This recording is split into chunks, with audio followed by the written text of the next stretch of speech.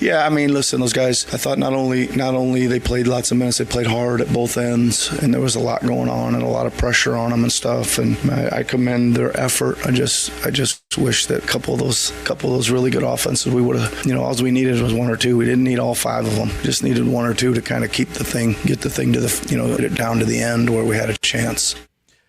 Nick Nurse last night, we just needed one or two. They didn't have enough. And the Sixers fall in Game 2 to the Knicks. You heard it right here on 97.3 ESPN. Sixers fall to the Knicks. They're down 0-2 in the series, and obviously it was a winnable game last night. 108-102. Knicks take a 2-0 series lead. The Sixers have never won a series down 0-2. They never won a series with down 3-1. They just did that. Can they do this? We'll get into it here on the Sports Bash Live. You got a Flyers game tonight. They take on the Canes, and you can listen to the game on 97.3 ESPN. That game is an 8 o'clock start. 8 o'clock Thursday night start for that game. Listen to it on 97.3 ESPN. Phil's win last night. They go for the sweep today against the A's. We'll get into that. Phillies fastball. Busy show day. Riley Cote, former Flyer, joins me at the bottom of this hour. We'll talk to our Flyers insider, Kevin Durso, later on tonight. They got all sorts of injury issues and lineup stuff. Riley Cote played for the Flyers, and it'll be great to hear his insight on what he has seen through the first two games of this series and if the Flyers can somehow climb their way back into this thing. Riley Cote. By the way, if you ever listen to the Nasty Knuckles podcast, that's where you hear a lot of his insight. Marc Kestecher called the game last night on ESPN Radio. We'll get his take on the Garden last night, and that's where we want to start today. It was one of those games where the Sixers were playing well, but they weren't getting enough of a separation, and it felt like, man, they're making shots. At one point, they were 7 of 10 from 3, and you were like, they're hitting everything, and the Knicks are still in this game. It felt like one of those – it almost felt like the overtime for the Flyer game a couple nights ago. You feel like you're outplaying them, but there's nothing on the scoreboard that's suggesting you're outplaying them. It felt like the Sixers were outplaying the Knicks last night, but the scoreboard didn't say that. And that's when I kind of felt this is not going to go their way. And then you get to the fourth quarter, and you're in the game. You're in the game in the fourth quarter, and you run out of gas. I mean, listen, we talked about it yesterday with Jimmy Lynam. Coach was on with me yesterday, and he thought that maybe the Sixers should have played more guys. I thought as well. One guy they played more last night was Barlow, and that's only because the other guys got into foul trouble. They wouldn't have played Barlow last night had some guys had not got into foul trouble. And I got one big gripe about the game last night. One big gripe that I think was a huge difference maker in the game. I wonder if anybody out there has the same gripe today that I have about the game last night. 609-403-0973. I'm yelling at my TV up and down about this. And I think it really could have won the Sixers that game last night. See if anybody out there is thinking on the same wavelength as me on this one. Josh, do you have any thought on what I'm thinking here? I'm not even going to try to guess. Nothing. You have no guess, no thought. Oh, I can guess, but I guarantee it'll be wrong. Oh, well, maybe is there something that you were watching that game and thinking, how come? Why not? Well, one of my thoughts was, where's Walker? With all the foul trouble going on, where's Walker? Why isn't he getting a minute? Yeah, I mean, they went to Barlow when the fouls started to pile up, and Barlow, by the way, came in and played pretty well. So I don't really question. I like Walker, but I'm not questioning. That's not what I was questioning. As much as I think they should play more guys, I definitely think they need to deepen the bench. Maxey last night played essentially the whole game. And the interesting part was he was a zero, -0. His plus-minus was 0. So he was off the floor for a minute last night. And in that minute, they got outscored by 6 points. Yeah, that was the stat that Hembo had, that, the Sixers literally couldn't do anything when Maxey wasn't on the floor, which was a huge issue because as the fourth quarter progressed, you kept looking at the Sixers being like, are we going to call a timeout? Is somebody going to calm this team down? And it was like the Knicks just kept having their way. Well, I mean, listen, they're in the game. They have a shot. There was something They were that happened. leading the game. They were winning. Then it was back and forth. There was like 25, I think it said 25 lead changes in the game last night. It was 25 lead changes, the most in a playoff game since 2015. So this is a back and forth game. And as I said, the fact that it was going back and forth and you're going shot for shot, it felt like the Knicks were going to win this game. It felt like the Knicks were going to win because you were throwing everything at them. Good defense. I thought they played good defense on Brunson. I thought they had just high level. It was a high-intensity game. It was physical. It was back. It was forth. They're making shots. You're making shots. But I didn't think the Sixers could sustain it. You know, they didn't shoot well from three. They were 7 of 26 from three last night. But they end up, at the end of the night, hitting 51% from the floor. You were 45% from the floor. They also went to the line and made 84% of their free throws. The Sixers, who were generally a good free throw shooting team, missed 7 free throws in the game. You lost the game by 6. And that's something. You out-rebound the Knicks last night. So you had everything kind of go your way. But there was a stretch in the game last night where I was screaming at the television and saying, "What are you doing?" And that was, you had Karl Anthony Towns with 4 fouls in the third quarter. Take the ball to the basket and get him out of the game. He crushed you. He had 3 fouls. They had to get him out of the game. And then he's back in the game. He's got 4 fouls in the third quarter, and no one's taking the ball to the basket at him. Take the ball to the basket. They did it to you and got both your bigs out of the game. The second the Sixers had fouls on Bona and Drummond, they took the ball to the basket. You had an opportunity in that third quarter. He had 4 fouls to take the ball to the basket repeatedly.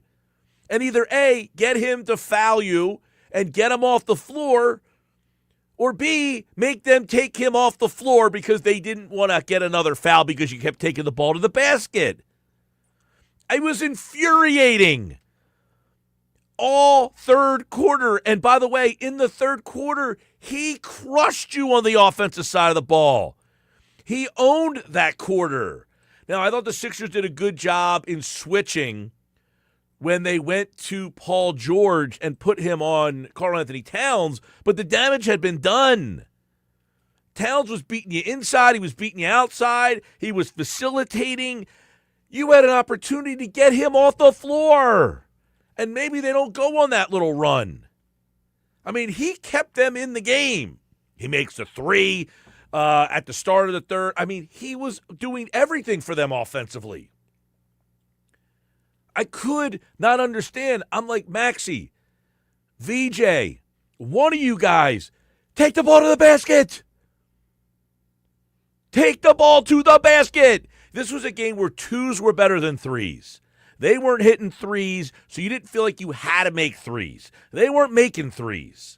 This was a mid-range game. This was an old school, Jimmy Lynam after the game said, all the analytic people will be damned. The 2 shots that killed you. Brunson, that dude just is a shot maker, man. And then the shot Bridges made. I mean, Bridges, he hits that elbow jumper, and it was a dagger. To get him on an offensive board, what else is new? They get an offensive rebound. And Bridges hits that little elbow jumper in rhythm. 2s were the game last night. The 3-pointer was not necessary. And I feel like the Sixers settled. Late in the game, they had nothing left in the tank. But in that third quarter, you had the chance to take the ball to the basket and get Karl Anthony Towns off the floor. And Karl Anthony Towns controlled that middle of the third quarter. He really killed the Sixers there. They just didn't have an answer for him. Bona ends up getting 4. Drummond had 4. They brought Barlow in. And really, they had a tough time with Towns. You had him with 4 fouls, and I don't know that they took the ball to the basket one time in that third quarter to try to get him off the court. Sometimes it's like, all right, listen, I know this guy has 4. I'm going to have to take the ball to the basket. Even early fourth quarter, if he got him to get his 5th foul with 10 minutes left in the game, they're going to have to take him off the floor. In that situation, Mike, who do you blame for not saying that to the team? Like, is that something like, in a timeout that like a Paul George used to be like, hey guys? Well, Paul George was one of the guys that his first shot of the third, he'd shoot a 3-pointer. You had Maxey, 15-foot fadeaway. You mean they're just settling. Maxey, 22-foot 3-pointer. That's the first couple shots. What I'm saying is that a moment where like Maxey should be the guy? Yeah, Maxey saying, "Hey, Maxey this is my after team. The game, let me tell you guys." He should be saying that, but if he did say it, and I'm not saying he did or didn't, his actions didn't do it because he, as I just read off, he just shot a bunch of jumpers. Now he said after the game that he jammed that same finger and he was having trouble dribbling, and here's what he talked about after the game. I kind of jammed my finger the second quarter, so I couldn't I didn't feel confident dribbling around a lot of the traps like I normally do or splitting them. So I was just trying to get off the ball and trying to create actions. But that's fine. They can put 2 in the ball. I'm fine with that. But you got to get more comfortable making the reads. And I turned the ball up way, way, way too much tonight, especially out of the traps. And I got to do a better job of just staying poised in those traps to make the right play out of it. 2 things he did. He turned the ball over way, way, way too much. It's okay to criticize Maxey in this situation. I don't think he played a great second half. Now, he played a great game overall. He hustled his ass off. He left it all on the floor. Bad passes, sloppy passes, and then he says the finger thing, so maybe he couldn't control the ball as much as he wanted to. But he's a guy that can take the ball to the basket, and Karl-Anthony Towns has 4 fouls in the third quarter. You got to take the ball to the basket. And for as much as we talk about Joel Embiid and his injuries, Mike, this is now the 3rd time Maxey has injured the same pinky finger. You kind of have to wonder going into the next game, is that going to be a problem? Well, if this lingers for the Sixers, and Maxey can't be the Maxey that he wants to be, then yeah, you got a big problem there. But obviously, I thought last night they left it out there. They tried, they played their ass off, but it just felt as the game is going back and forth that you couldn't get any separation from the Knicks in this game. And that told me you're not winning this game. They had a 7-point lead early. That's the biggest lead of the game.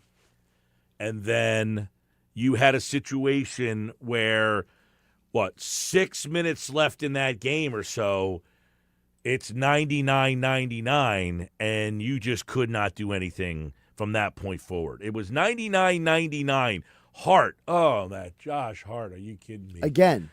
Again, Hart with a 3. And we had talked about leading into the series that the last time you played the Knicks in the playoffs, Hart made 4 threes in 3 different games.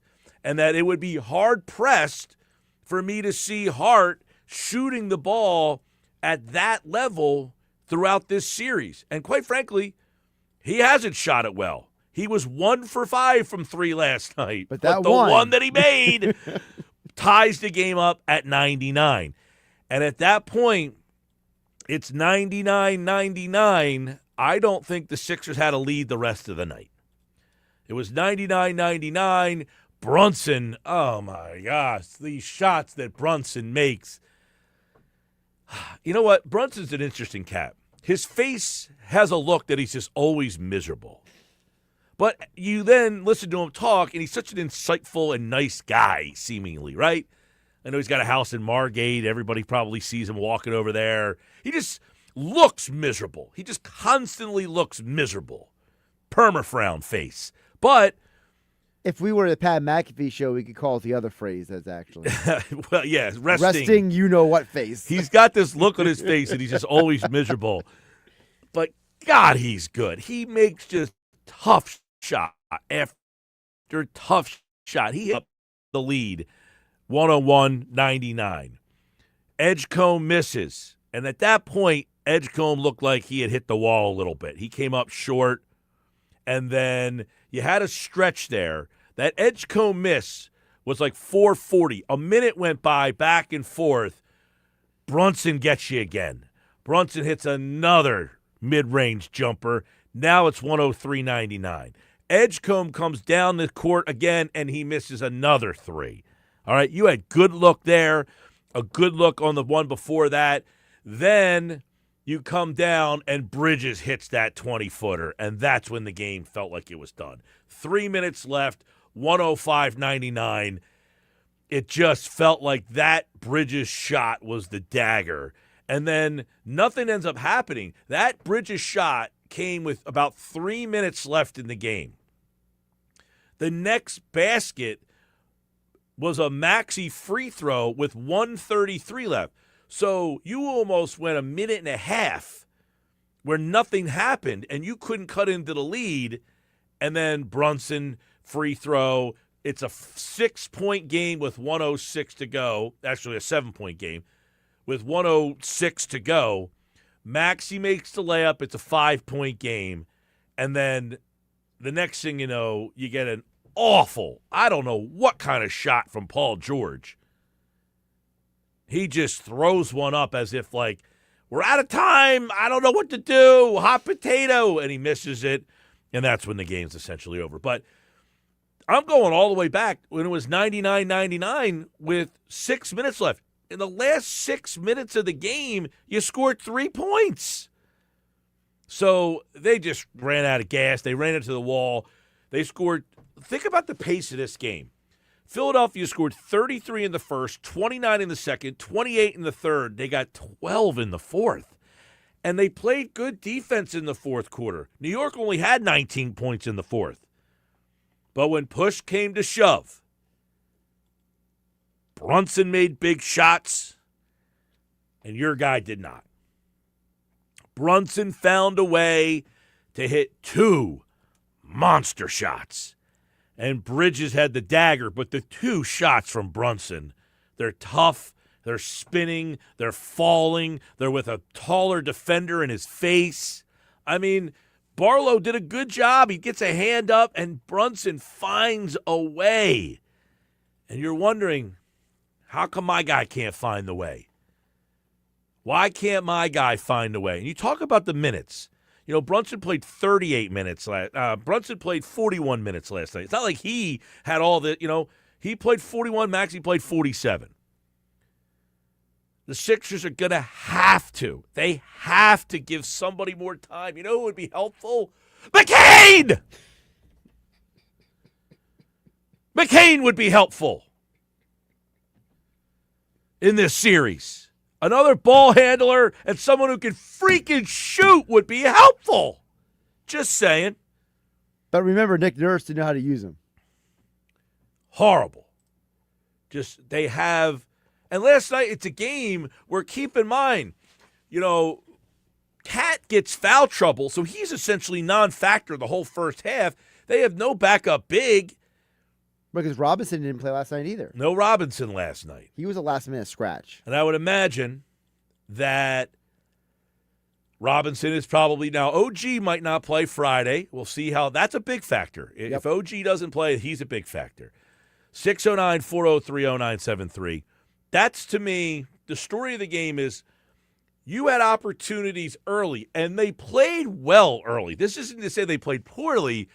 They just couldn't get stops early. Like, it felt like the Sixers were making shots,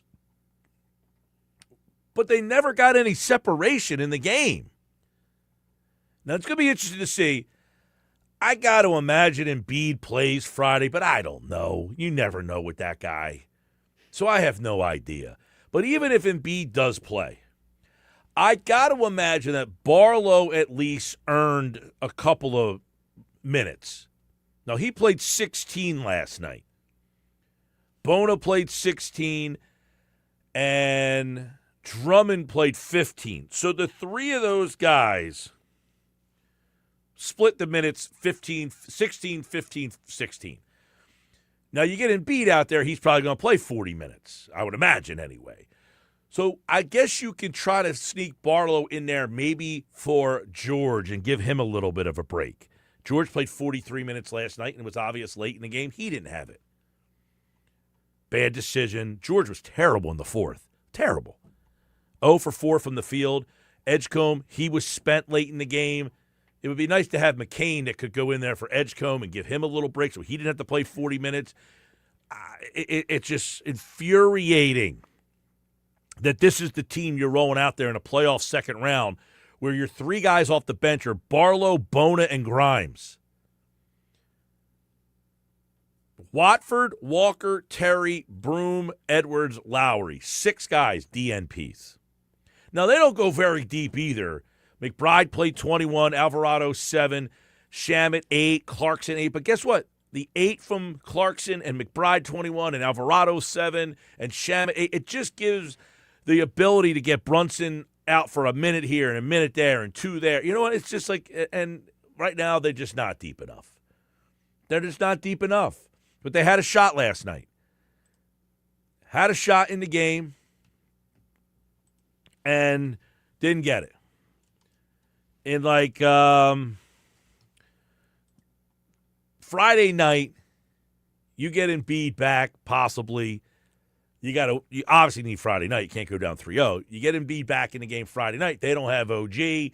Maybe OG, he's listed as day-to-day. He would have like a calf or a hamstring. Hamstring. Okay, so maybe that leaves him out 2, But even if you win the next 2 games, are you really that confident you're going to go back in New York and win the next? Yeah. I mean, the Sixers won 3 games in Boston. Mike Breen last night said 2. They actually won 3 in Boston. So I feel like the Sixers can win a game on the road.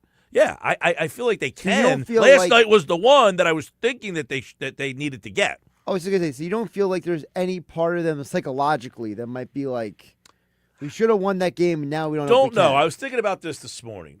What's the psychoanalysis of them showing up and Embiid can't play? Are they just like, oh, we're used to this? Or are they like, gut punch? Or are they just so used to it, it doesn't even affect them anymore? Well, it felt like they started the game last night saying, With some energy. With Embiid's not here, we're just going to run you out of the building. And they went out and they sprinted 110%. I know, and there's that portion of the people that say, without Embiid, they do this, they do that. Yeah, they're different. But this is where not having Embiid last night, they ran out of gas because Embiid slows the game down. He slows the game down so that you can play more minutes. And you don't have to exert so much energy. He would have been great in that fourth quarter, though. He would have helped last night. My buddy texted me today, if Embiid plays, they probably win. Yeah, no crap. He's pretty good. If Embiid played the fourth quarter, they would have But to answer your question, I do think they can win a game there. Okay. Yeah. They won in Boston. They can win in New York. They've done it before. They won both games in New York, I think, in the regular season. Yeah, actually, not that really matters. Well, the road team won all the games in the matchups during the regular season. 609-403-0973. We'll be back and forth on the Sixers, the Flyers. Marc Kestecher called the game last night. We'll get his perspective from courtside, what he saw, the momentum of that game, when it flipped for him. On the other side, the Flyers tonight, they will take on Carolina, essentially with the season on the line. They have to win this game tonight. What changes can they make? We will ask former Flyer Riley Cote, host of the Nasty Knuckles podcast, and he's got a new venture that he's going to tell you guys about. Teams up 2-0 in the best of 7 in hockey. They win 86% of the time. Carolina leads 2-0. You listen to the game tonight on 97.3 ESPN.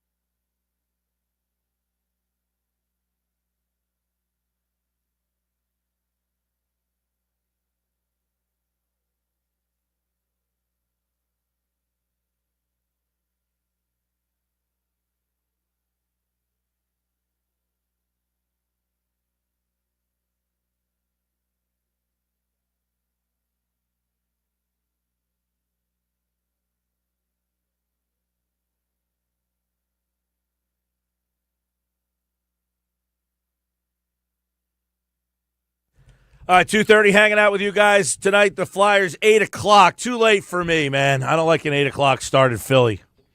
People are all tuned up, ready to go. We'll have it for you on 97.3 ESPN. Listen to the game right here. This hour brought to you by the law office of Craig A. Altman. Down 2-0. Teams don't come back generally, and this Carolina team not giving you a lot of reason why you think you could get back in the series, but we're going to talk a little bit more about it. Former Flyer Riley Cote, Nasty Knuckles podcast. He's got something else happening he's going to tell you more about here in just a moment on the Sports Bash Live. Looking forward to this conversation, see if the Flyers can get back in this thing. It's been a while that the Flyers have had a playoff run. People are amped up, but the Carolina Hurricane may have squashed the excitement with that overtime winner the other night. Any changes they can make on injury issues. Cates is like my favorite, most consistent guy out there. He's out. See what they do to fix that or replace him. Riley Cote joins us now for Flyers Canes game number 3 ahead of it tonight. Riley, what's up, man? How you been? Been all right. How you making out? All is good, man. It's been a while for playoff hockey back in this town, so people are juiced up, but down 2-0. I'm wondering how you're watching this series for the first 2 games and then equating it to what they can do tonight to get back into this thing if there's something in your mind they can do.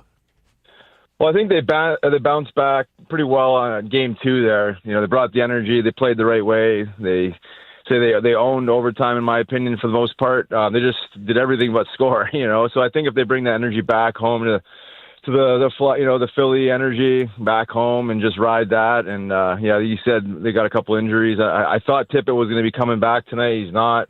You know, Kate's out. So, you know, maybe some of these younger guys got to step up and the older guys step up. You know, everyone's kind of stepping up as a committee and finding a way to harness the energy and win at home tonight. So take us through as a guy who played.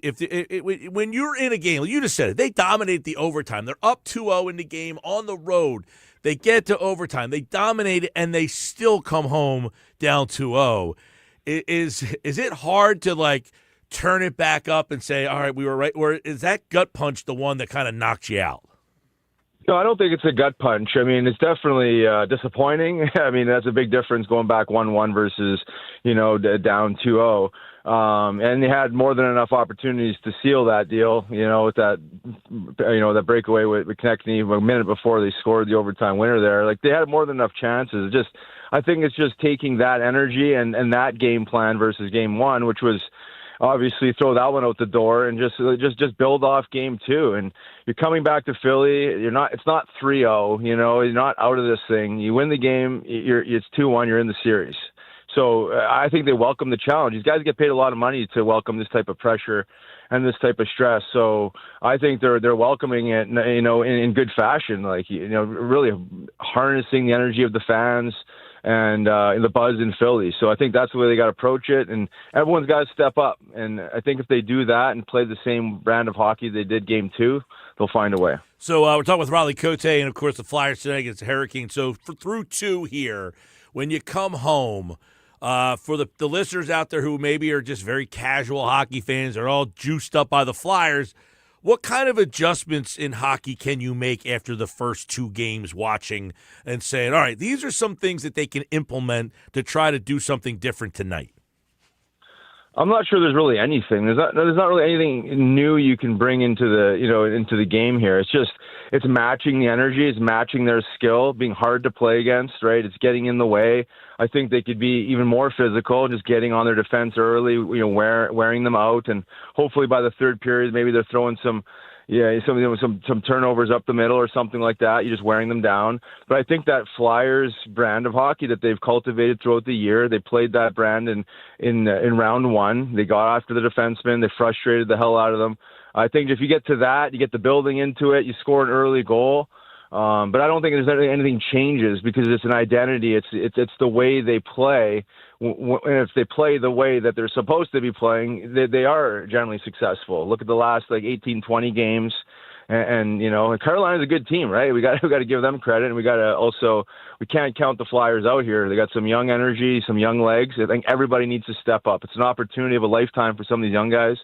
So embrace it and just welcome the energy. Yeah, you just said Carolina is a good team. Let's give them credit. What makes them so difficult, and what makes this such a tough battle in terms of mountain decline because they're so good? What is it about them that is going to be very difficult for, let's be honest, a very young Flyers team? They haven't been to the playoffs in 5 years. A lot of guys don't have the playoff experience, and I guess, you talk about how different the game is in the playoffs to now. This is a Carolina team that's had a lot of playoff failures, and I'm sure they have built off that as well.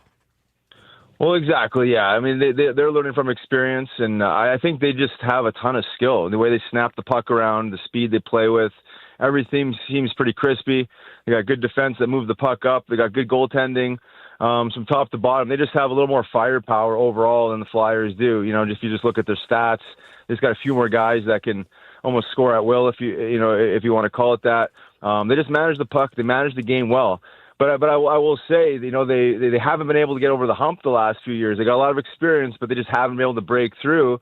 And, the argument is always, do they have enough, grit? You look at the teams that have won over the years, they just have that level of grit and tenacity to be able to deal with the adversities and be able to, weather the storm, the Florida Panthers and the Tampa Bay Lightnings, and go down the list. I'm just not sure that they have that level of grit built in them. And I'm not sure the Flyers do yet either, but they to me, they almost have more than what Carolina could bring if the Flyers can bring all of their grit and, all of their energy, because that's the way, to me, that's the variable you just can't quantify. You can look at the numbers. We're definitely outmatched when you start breaking down the numbers, but I think if you can activate some of these younger guys' energy and just get everyone else to just do their jobs just a little bit better. Look at Coots. This guy's stepped his game up in his fourth line center role where he's just leading by example and doing what he can do. He's finishing checks. He's playing physical. He's stopping at the net, just being hard to play against. But I think just everyone just steps it up. That energy I'm talking about, just that spirit, I guess. To me, that could potentially trump skill if it's played the right way and within discipline and within the the boundaries. But they're again, they can score quickly. I think that's what they have up on the Flyers. The Flyers have struggled to score goals and just finish the job sometimes. You look like game 2, perfect example. But so just to me, it's just going to be a grind. It's going to be wear them down.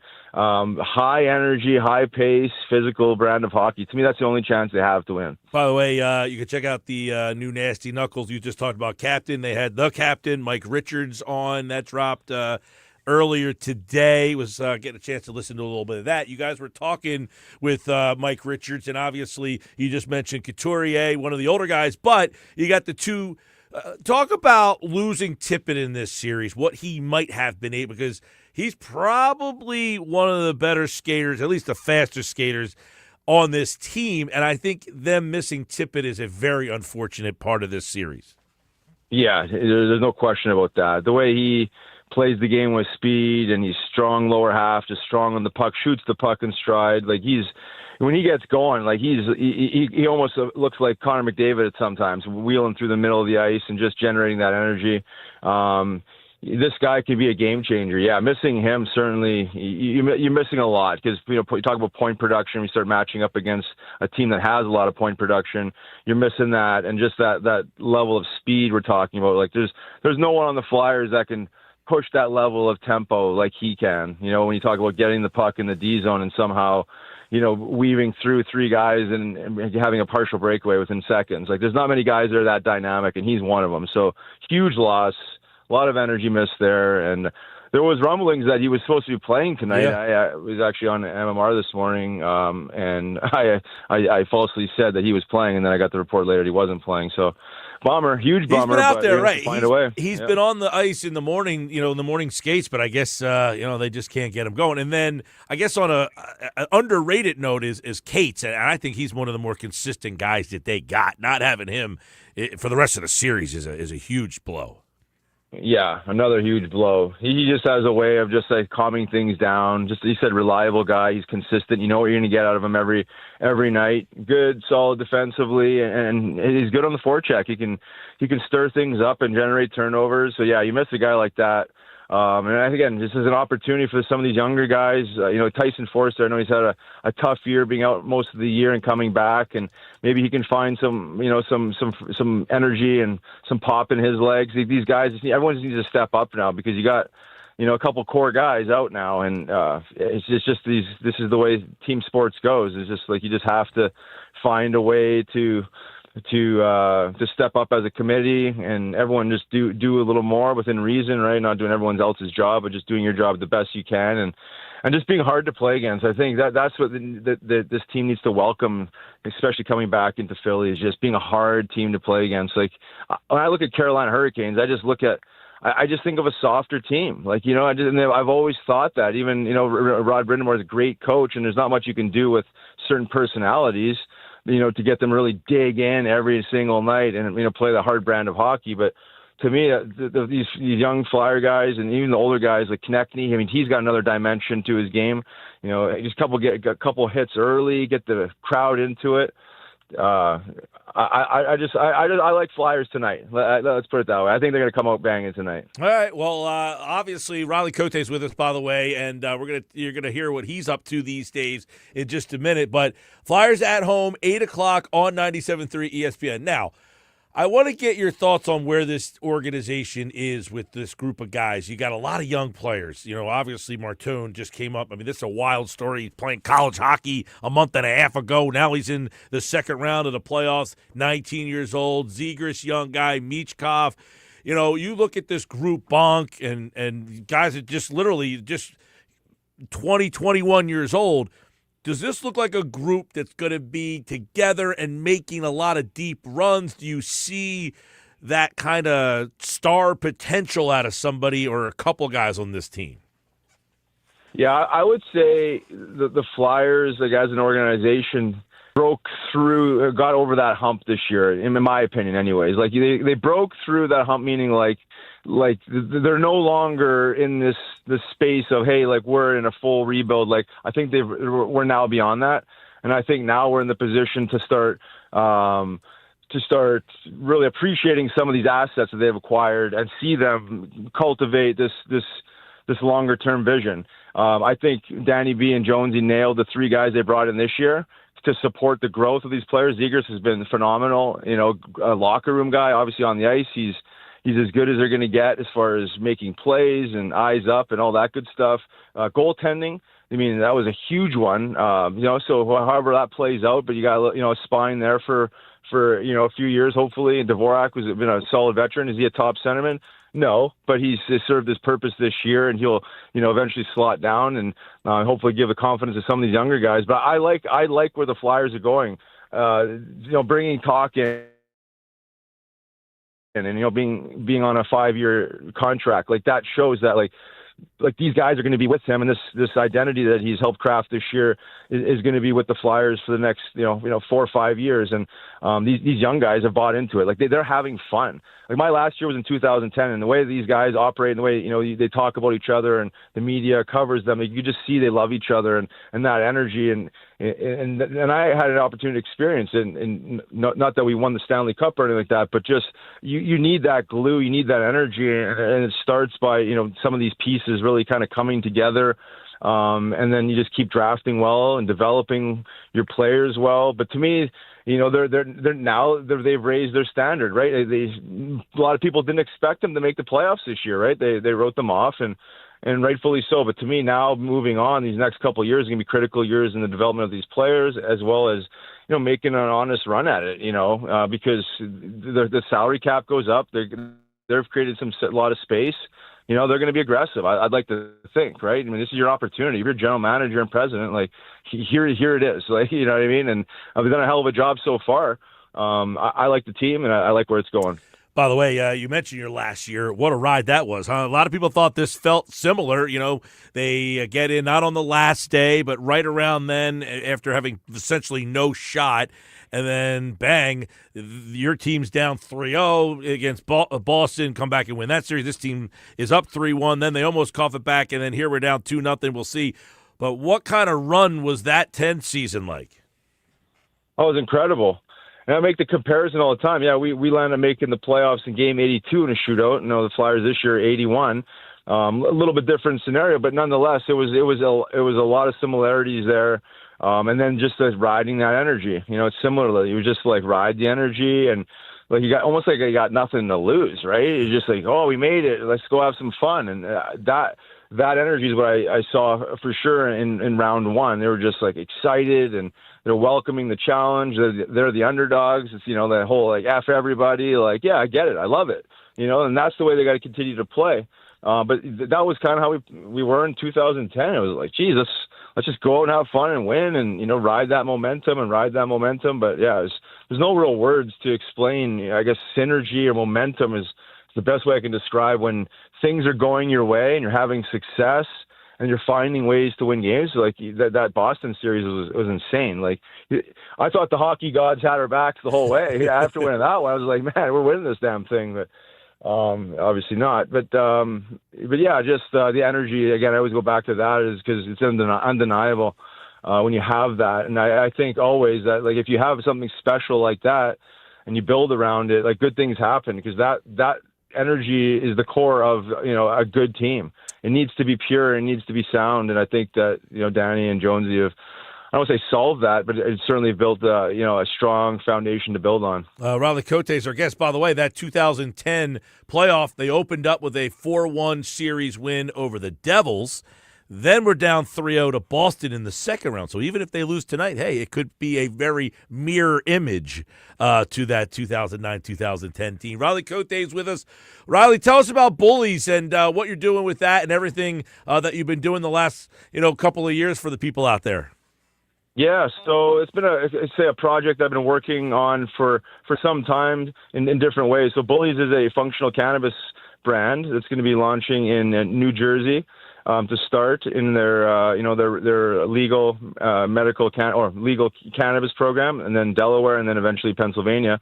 But I've been in the space since I retired in 2010 in different forms. I had a full spectrum CBD company for a while, and if you've navigated the laws, they've changed. The landscape's evolved over time. So I've been just kind of pivoting along with the times and the way that legislatures have changed things, and now it's been rescheduled to a Schedule 3. So things are changing again, but all in the guise of wellness and promoting sustainable ways to manage pain, stress management, sleep, and just managing the grind and helping with addictions and all that good stuff. So 5 SKUs. We got beverage, couple capsule SKUs, like ingestible, edible type things, a topical, and again into one SKU with the flower. So kind of all across the board. And I guess the simplest way I'd describe it is introducing this world of microdosing cannabis. So it's very predictable and it's functional. So a lot of people's relationship with cannabis is skewed, right? It's like, okay, if I'm going to consume cannabis,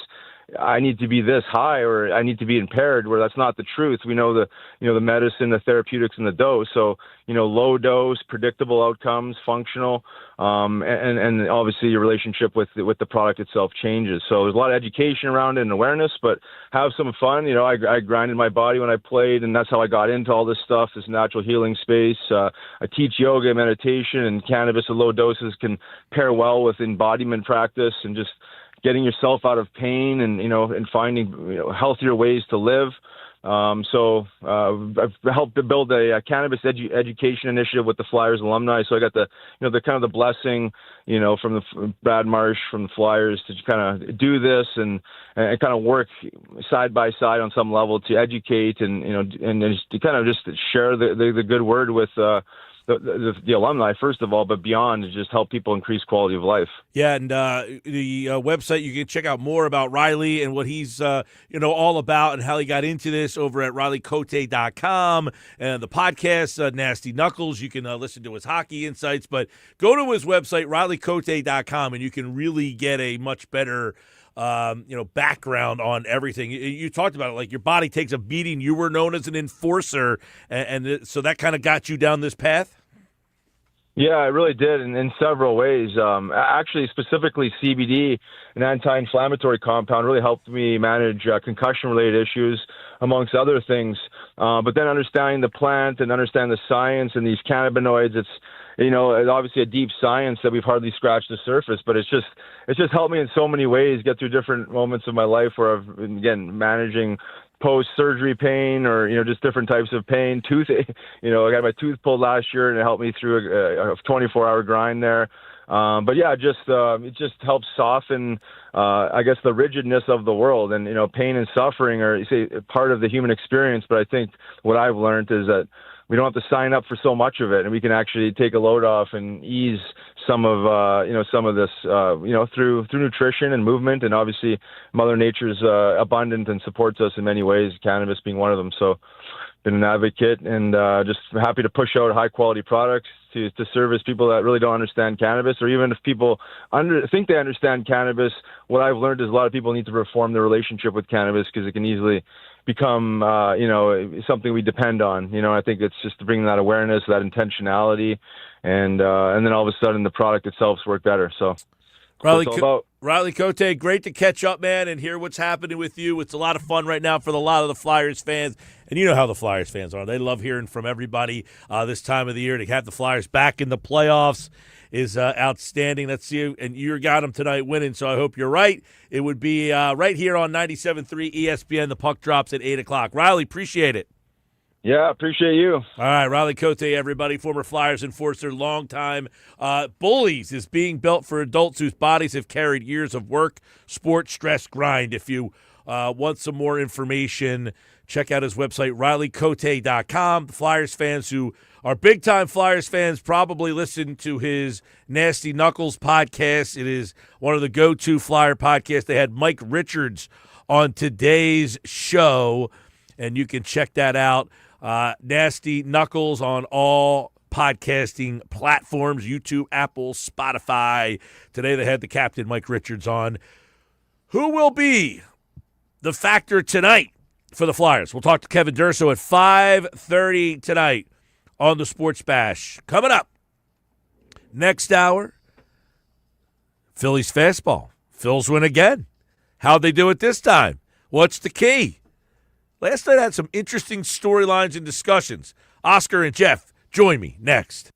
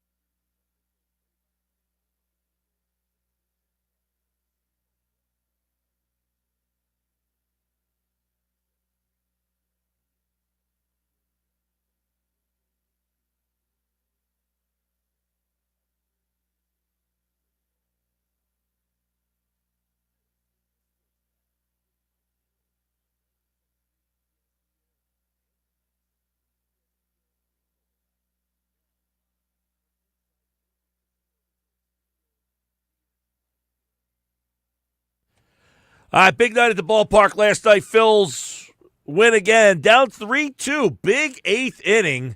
Phillies fastball in just a second. Oscar and Jeff will join us. This hour of the show is brought to you by Broadleaf's Plumbing, Heating, and Air Conditioning. Phillies fastball, it's brought to you by Ventnor Social. It's a place to catch every Phillies game tonight. The Phils are back in action as they take on the A's. They're going for the sweep. Yes, indeed, going for the sweep of the A's. Andrew Painter, JT Ginn goes. Lineup just dropped. Turner, Schwarber, Harper, Garcia, Marsh, Stott. Sosa is at third, as we thought. No Bohm and Crawford. And that's your Phillies lineup tonight.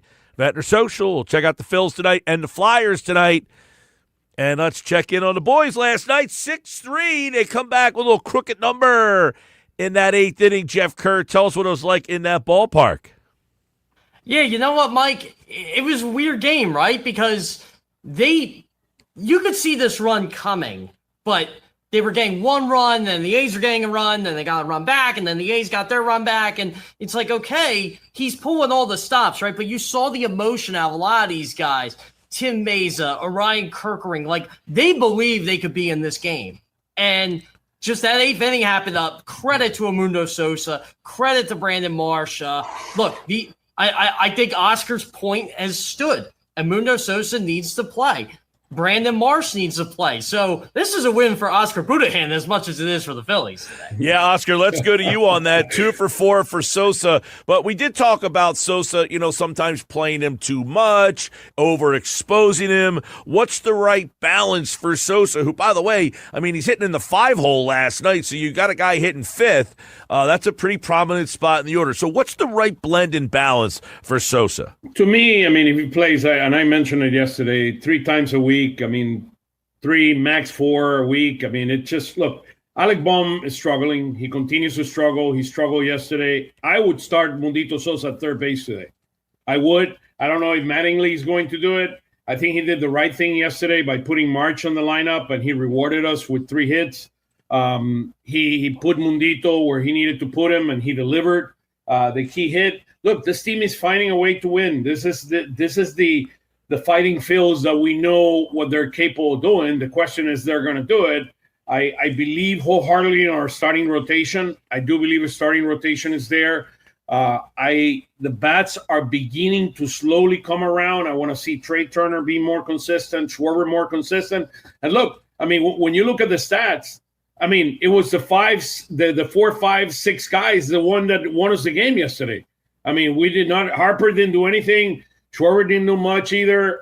Turner didn't do much. So it was the Garcias and the March and the Sosas of this world that got us the win yesterday, which was Oscar, great to see.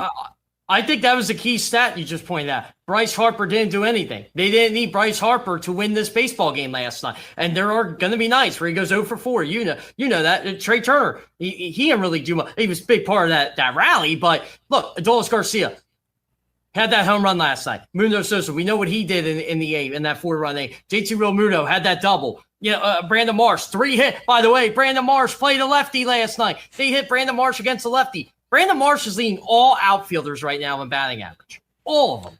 Well, there's a couple things here. One thing, Don Mattingly said after the game, we made mistakes. Other teams capitalized on them while we were struggling. Last night, you have the mistake in the 8th inning, and that kind of started that whole thing. He said, now we're capitalizing on them. So I thought that was a pretty interesting, reflection for Mattingly, basically acknowledging we were making mistakes. Other teams were taking advantage of them. We weren't. Now, when these teams are making mistakes, we're taking advantage of them. So that's really what sparked that 4-run 8th inning last night. I guess, who was it, Harper, who they made the error? Was it Harper? They hit that ball to second base last night. The fielder's choice. Was it Schwarber? I think there was a throwing error that McNeil made. I think Schwarber walked, and then Harper hit the ground ball. Yeah, right. I think Harper hit the ground ball. Harper beat the ground ball. Yeah, McNeil had the bad throw, but it was Schwarber that walked. Harper, it's a double play ball, and that changes the whole inning. Look, the reality is, this team is playing better baseball. Talking about the better baseball component of this team is taking advantage of everything that is given to you. That's what good baseball teams do. They're playing like a good team. I mean, we're 8-1 the last 9 games. We started 9-19. We're playing catch up, and the team is playing the way we expected them to play. I do believe this lineup has flaws. I think this lineup, look, if the middle of the order would not have hit the way they hit yesterday, a month ago, we would have lost this game. We'd probably have gotten 2 or 3 hits, and we would have lost this game. Now everybody's contributing. I mean, you see Garcia, you see Sosa, you see March, which has been probably our most consistent hitter together with Harper the entire year. They are contributing too. And that's what a winning baseball does. I mean, sometimes some people do. I mean, what Jeff just said, sometimes the Harpers, the Schwarbers, and the Turners are not going to do their part, and you got to see the other guys contributing. And that's what baseball is all about. But, Oscar and Jeff, you hinted at it. Jeff, you hinted at it. Marsh, let's talk about him. He faces a lefty. In that 8th inning, this is a big spot in the game. You get the error, you get the single by Garcia. Then Sosa gets the big hit to take the lead. They go to a left-handed pitcher to face Marsh, and they left Marsh in the game, and Marsh singles, and that gives you the extra run to make it 5-3. That's typically that's typically a spot, guys. Yeah. That's typically a spot where they would have hit for Marsh with a right-handed batter. Now they just don't have a right-handed batter. Yeah, well, that's what I was thinking. Like, who is it going to be, right? Because remember, he did Stott and Crawford back-to-back. So I was wondering, okay, who does he have left? It's almost like, this is my guy. He didn't go Stott, and Crawford came up after Marsh. So that's right, after Marsh. That's right. Yes. Thank you. Yeah. Stott hit for watching the game. Stott hit for Bohm, and Crawford hit for Reyes. But Marsh comes to bat there, and they don't have a right-hander to hit in that spot. Yeah, so it had to be Brandon Marsh. That's who you rolled with. And hey, he trusted him and he delivered. He trusted him and he delivered, and that's the way you should do it. No question about it. There's a couple things I'm noticing on this team over the last I've been there 4 times since Don Mattingly has taken over. And look, I know some of this was when Rob was here too, so I don't want to criticize Rob. But the whole sheriff moniker with Tim Mesa. Did you guys happen to catch when Orion Kirkring was doing up downs last night, what there was a picture of behind him? No. There was a picture of Tim Mesa dressed in a sheriff's uniform. It looked AI generated. I'm like, well, when did that get there? So I know he's been, yeah. You wrote the article about that. Where's the whole? What's the whole genesis of that name? That Chase Sugar, I guess, brought it up during the broadcast. Chase Sugar, he pretty much made it public. I mean, I kind of knew, but they were playing like one of their bullpen games early in the game a couple weeks ago. I think it was before the losing streak, and they were like, and Tim Mesa was just having his fill of it, and he is the straight shooter, like as Sugar told me. He's the straight shooter. He's like, all right, guys, we're going to do this. We're going to do this way. And they're like, okay, Sheriff. So everybody calls him Sheriff now. And, like Orion Kirkring told me he keeps them in line, and Banks goes, hey, look at him. He looks like a sheriff. Yeah. By the way, Jeff, just to go back real quick, you are correct. Stott hit for Marsh. For Bohm, but that was before, so they were already in the game, so they could not use those two. That's what I thought. They were in the game because they did that in the 7th. Right, but the point is, Marsh, because they brought in Harris, who was a lefty, so he faced Marsh, and then he faced Stott, and then he faced Crawford, and Marsh and Stott both singled off of left-handers, so it'll be interesting to see how much more playing time he ends up giving these guys against lefties. It seems apparent that Marsh is knocking on the door saying, hey, let me play, because he was 3 for 4 last night. And Don Mattingly said from day one, I think Brandon Marsh is an everyday player. And he's been a straight shooter with all this the entire time. And he backed it up last night. He said, you're in. Justin Crawford, we're going to give you a rest. Yeah, I think there's a decision to be made here soon. I don't know when, but it's going to be soon with Reyes. I think he needs to go back to the minors and continue to get daily at-bats so he can get going again. Again, I don't know when, but it needs to happen. And that's the reality. We need another right-handed bat. And maybe there's a conundrum coming in there too, Oscar. If you want Felix Reyes to get reps in left field, you know who's close to coming back? Gabriel Rincones.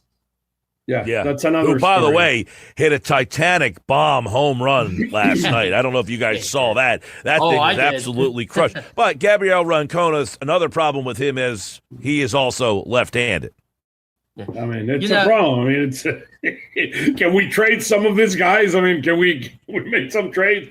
I mean, study Alex Pinellas. I know he's been like a minor league player his whole life, but the guy's on pace to hit like 58 home runs this year for Reading.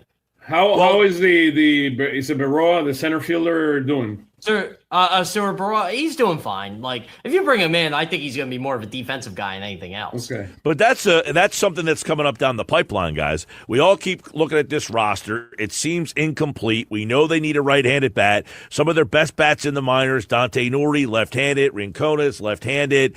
Are those guys? The guy is Soto Kemp, but what? He got 7 RBIs on Sunday. I mean, so look, the guy's Otto Kemp. The question is, when do you bring him? That's a bigger question in my opinion. Do you think Otto Kemp is ready? But the question goes back to Otto Kemp is not going to play every day. Is he going to be able to handle playing once or twice a week?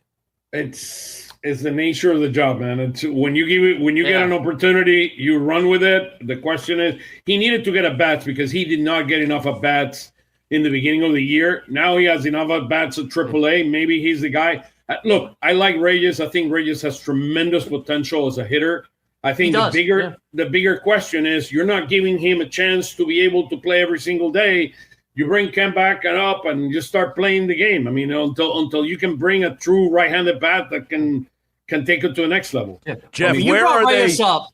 Where are they playing Kemp? Where are they playing Kemp though at AAA? He has not played exclusively left field. He's played left field most of the time. I did see that he was playing third. He's played third base a handful of times, though. It's not. He's not playing exclusively left field. Yeah, but they've had him the day he had the 7 RBIs. He was a left fielder. So okay. The question, Mike, who are you going to put, Mundito or Kemp? And Mundito's a much better defender. Oscar, let me ask you this question. I had Dave Gallagher on. He usually joins us weekly. Dave played in the majors for 9 years, and he was a platoon player for the most part. Sure. And one of the things I didn't get a chance to ask him, but we discussed a lot of platooning and what goes into that. But last year they played Sosa in left field one game and then never went back to it. He made the defensive catch of the year for the Phillies last year in that left field, robbing a home run. He did. By the way, but also, if Zach Wheeler didn't have that is TOS, that might have cost him the Cy Young that day too. Because remember, there was a blunder he made out there. Yeah, well. I know. The best play and the worst play of the year happened in that inning. But that's what you get, right? That's what you expect. Okay, so Oscar, let me ask you, is he incapable? Like, if they said, "Hey, go to the fall, Arizona or something, and play all offseason, play," like, he seems like a good athlete. He can play second. He can play short. He can play third. Is he incapable of playing the outfield if they told him all offseason, go play left field? I mean, look, I think most of the players that are in our clubhouse, including some of the pitchers, can play left field. I mean, that's not the point. The question we have is, a catcher that can play left field. Can you play at a major league level? And the answer is going to be no. I mean, Is he not more capable than Otto Kemp to play? That's my point. Is you're asking Otto Kemp, go play left field. I'll take Otto Kemp in left field ahead of Mundito. Your initial premise when we started this show, and you and I talked about this on 97.3, we talked about it on this podcast, you used to bring it up. Why isn't Otto Kemp playing left field in spring training? Like, why isn't every inning in left field? Right. But that's my point with Sosa. You could have said to Sosa, hey, we want to get you more playing time. Go spend the fall learning how to play left field, and then in spring training, we're going to focus on getting you some reps consistently in left field. To me, you're saying you'd rather see Kemp out there.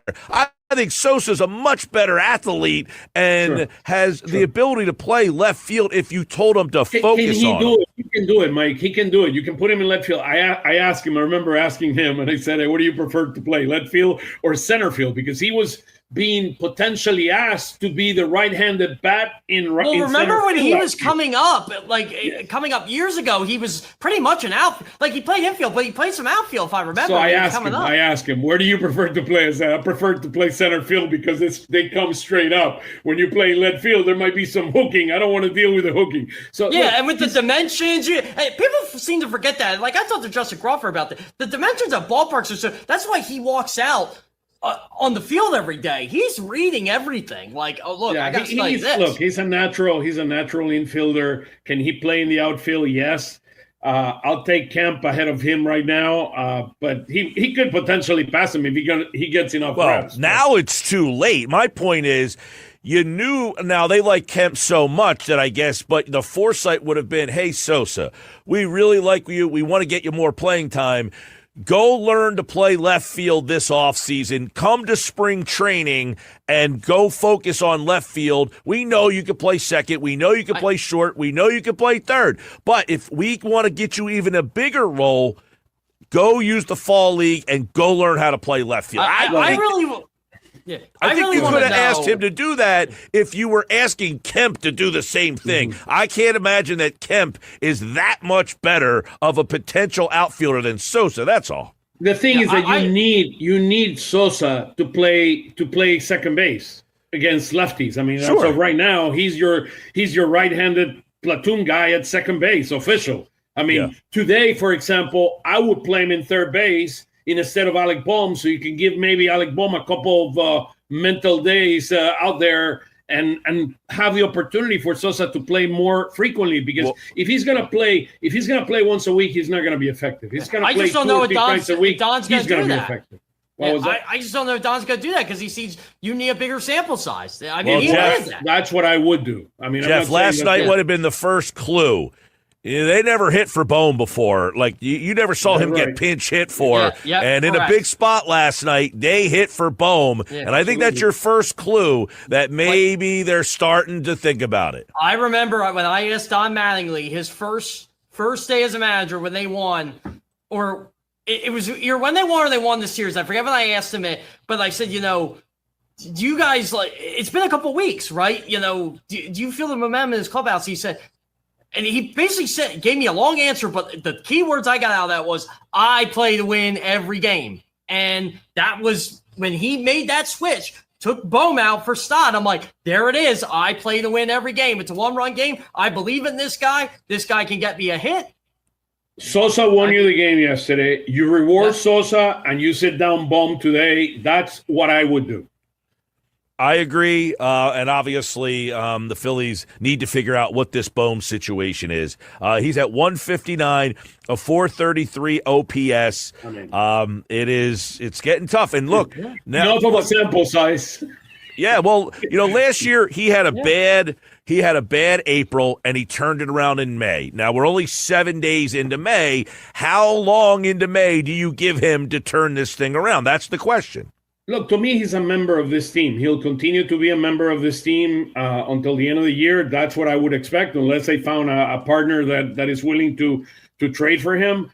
But the reality is that he's not going to play every day. I mean, you're going to have Mundito Sosa playing some of the games there because he won you the game yesterday. You got to reward the guy that won you the game yesterday. That's the thing with me. You don't owe Alec Bohm anything after this season. He's gone. So you can do this. Like, you can play Mundo Sosa at third base if maybe that's what Bryce Harper wants, or that's what, Oscar Budahan wants. But you can afford to do that. And, you owe this guy nothing. There's a lot of guys who owe nothing. One game and he can be back. I mean, he can be back on whatever Friday. Tomorrow he can be back in the lineup. But look, you play.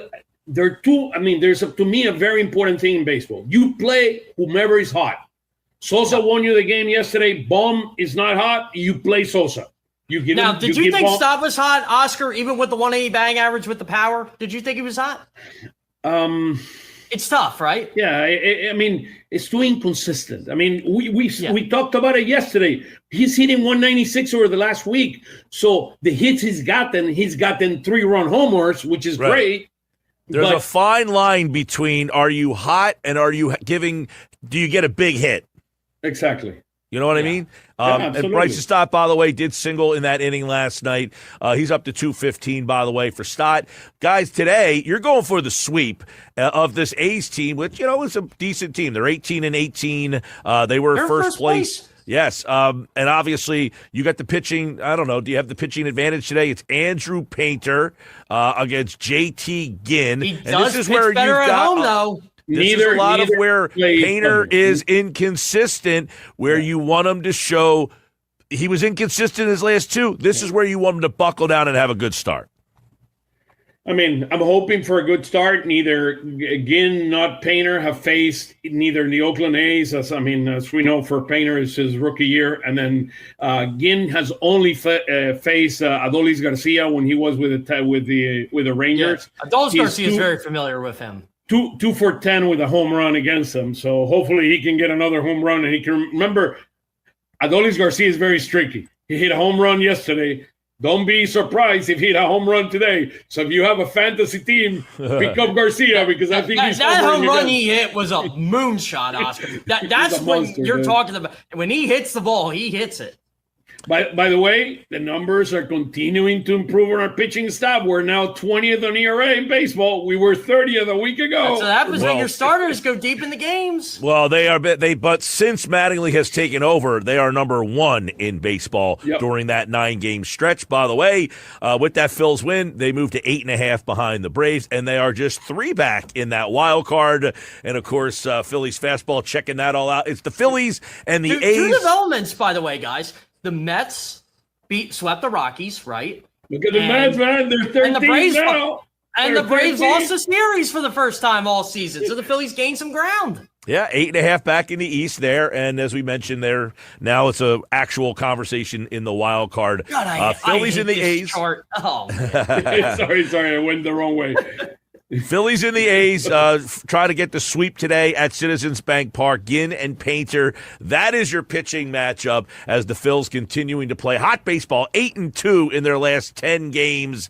And, of course, it continues as we will preview the entire weekend tomorrow during Phillies Fastball. But they wrap up things with the A's today at Citizens Bank Park. All right, boys, final thoughts as we get out of here on this Thursday edition. You got the A's today, and then you got Colorado coming in for this weekend, and then a struggling Boston team. So it's setting up for a nice little schedule here for the Phils. Jeff, we'll talk to you. Oscar, we'll talk to you. Go Phils. Go Phils. And as we told you, Phil's lineup is just dropped. Couple minutes ago, no Bohm in the lineup, as Oscar kind of hinted at. He said he wouldn't have played Bohm today. We all kind of agree on that one as well. 609-403-0973. Keep the text messages coming. A lot of Phils fans not paying attention to the Phils recently because of all the playoff stuff going on. But, they keep on winning, right? They keep on winning. Keep it coming. All right, Sports Bash Live, 97.3 ESPN, the 97.3 ESPN free mobile app, and, of course, live video streaming on the 97.3 ESPN YouTube channel. When we come back, Marc Kestecher, ESPN play-by-play announcer for last night's Sixers Knicks Game 2 on the national call. What was it like in that building last night, and when did he think that game took a turn? He joins us next on the Sports Bash.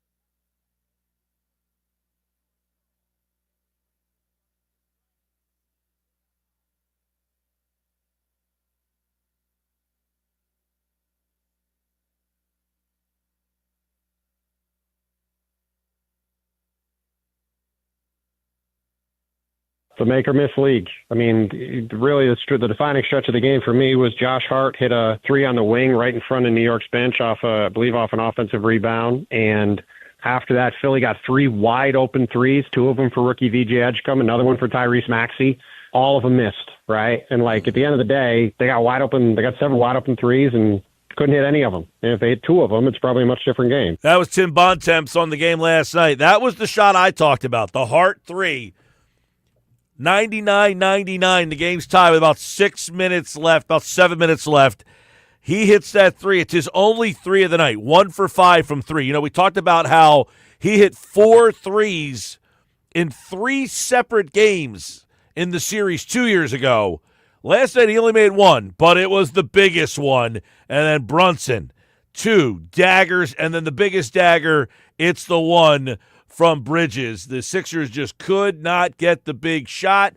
The Knicks had a couple of big shot makers. Let's see how Marc Kestecher saw it. He will be on the call for Game 3 tomorrow night and Game 4 on Sunday afternoon. Both games on 97.3 ESPN. The coverage on Friday night right here begins at 6:30, and he joins us now to discuss the matchup, which a shorthanded Sixers team. They fought hard, Mark, but I don't know about you.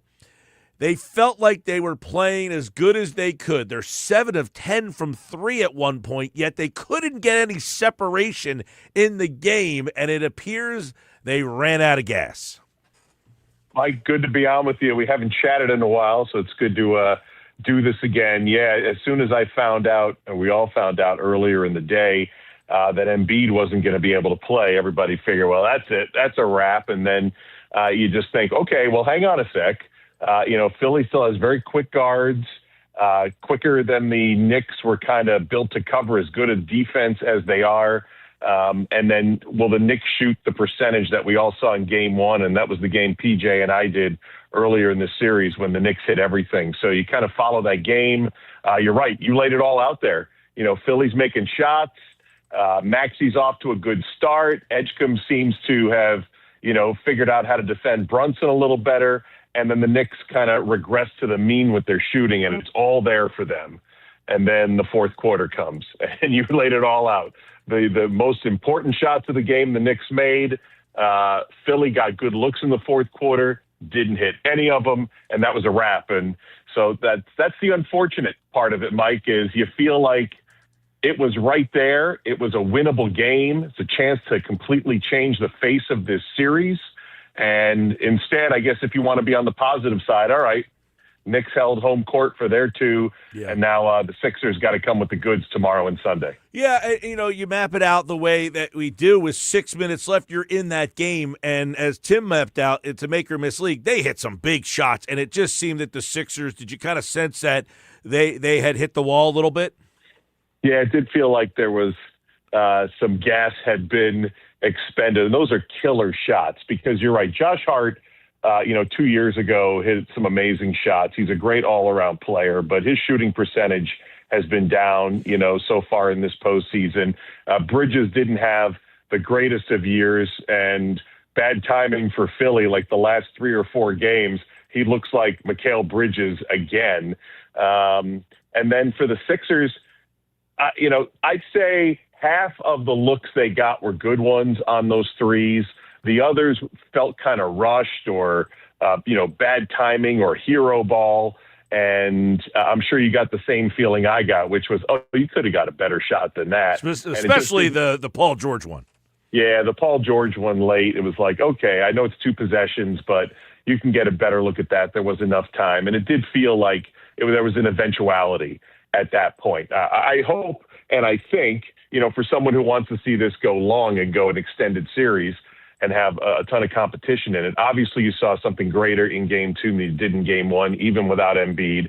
And we don't know if Joel will be back for tomorrow. And, we're not sure if OG Anunoby is going to be able to answer the bell, though the reports you're hearing, and believe what you will at this time of year, that maybe it wasn't as bad of a hamstring pull and maybe OG could play. But I was on that Knicks-Pacers series, Mike, 2 years ago when the Knicks were up 2-0 going to Indiana, and OG strained the hamstring, and we didn't see him again till Game 7. And then he tried, and couldn't go more than just a couple of minutes. And Indiana ended up winning that in 7 games, going to the conference finals. So that could be a big injury. We'll find out more in the next 24 hours. So as you prepare for Game 3, Mark, we never know whether Joel's going to play or not. How difficult does it have to be for Philly that they show up yesterday? We were all shocked. I mean, Shams puts out the tweet, and it was like, what? We saw that he was probable on Monday, and you're like, oh, or Tuesday, I guess it was, and you're like, oh, okay, probable. He's Joel. And then when he was announced that he was out, I mean, that's a gut punch. It looked like the Sixers, does it feel like they are just rolling with the punches and they're well aware that they might have him some nights and they might not? But, man, it's got to be difficult because they're so different without him. Yeah, it is. It's tough to flip that switch, but maybe the fact that they've had to do it for most of the year, and even in the Boston series, which, PJ Carlesimo and I parachuted in for Game 7 after watching it afar, and PJ had done enough Sixer games this year that, you miss Joel for these huge blocks of time, and then he comes back, and it looks like he hit the hot tub time machine, and he was, right back to being Joel Embiid. So maybe if you want to find optimistic that, taking 3 days off, not playing the game yesterday, maybe you have enough to cobble together, a solid 30 minutes on the floor tomorrow. But it's 2 completely different ways of playing. And I like the way the Sixers played for 3 quarters. I don't know where I heard this. Maybe it was on the NBA channel on Sirius XM earlier this morning when they were saying, well, maybe you should just, make sure Joel's warming up for 3 quarters and bring him in for the 4th like a closer, because that's what they needed. That's what they needed yesterday. I remember thinking that at one point, like, all right, this 3-point shooting is not getting it done. Some of them are forced. Wouldn't it be great, to have a 7-footer who's got an array of shots who may only need to give you 12 minutes and you get it. I don't know if that's anything that could really happen, but you're right. They do play differently, and that played to their advantage because I thought the Knicks kind of struggled, for 3 quarters, trying to figure out how to guard this team. They got themselves into some foul trouble and, trying to figure out how to guard a smaller team. So can that carry over into game number 3 in Philly's favor? Marc Kestecher will be on the call Friday night and Sunday afternoon for Sixers and Knicks. You said you parachuted in to Game 7, but in that Game 7, Mark, that was everything the Sixers have not been in the Embiid era. They missed the big shots. In the Boston series, they made the big shots. They don't get the big rebound. It's constantly Boston hits the 3, Boston gets the rebound. And it felt like for one night the Sixers reversed fortune. And then last night it was, oh, man, you can't hit that big shot. What did you make of Maxey? 47 minutes in the game. Some people are wondering, is it fair to criticize Maxey a little bit? I mean, Brunson hits the big shots. Maxey does not. Yeah, I thought he defended better on Brunson. That was key because, Brunson ran roughshot, and a lot of that was also, Embiid drop coverage, middle pick and roll, and New York took full advantage of that in Game 1. I thought they were a little better on the defensive end. And I love Maxey at full speed. That was, a minute and 12 seconds shy of the full 48. So I could see even Tyrese Maxey at his young age and his great legs, running out of gas. And a lot of those jumpers you could see were just short right out of the hands. And it was a clear case of, just needing maybe 1 or 2 extra breaks. I love what Maxey brings. I kind of fell in love with VJ Edgecombe's game throughout the season. Not really, it was a short sample size at Baylor, so I didn't really know what the Sixers were getting in him. I love that guy too. And Paul George has come to play at the right time. So it feels like a case of what could have been. Exactly everything they needed in a non-Joel Embiid game they got, and yet just couldn't complete it. Well, and Mark, I was talking in the first hour. I'm yelling at the TV last night because Cat obviously has got foul problems. He's out most of the first half. He comes in gets his 4th foul, and the Sixers never took the ball to the basket at him. I'm thinking, get him off the floor because he was killing them on the offensive side. Yeah, that's where they really missed having a big or even just taking advantage of some of the guards driving the lane. I thought it was a little too 3-happy at times. Yep. And, missed opportunity, total missed opportunity. We've been around Nick Nurse for a long time, dating back to his Toronto games. And to me, he's a real master of in-game. And I thought he did a really good job last night, but I'm sure even he, looking back at the film and even just, wiping out some of the fourth quarter, because 2 for 16, I think it was 0 for 8 from 3.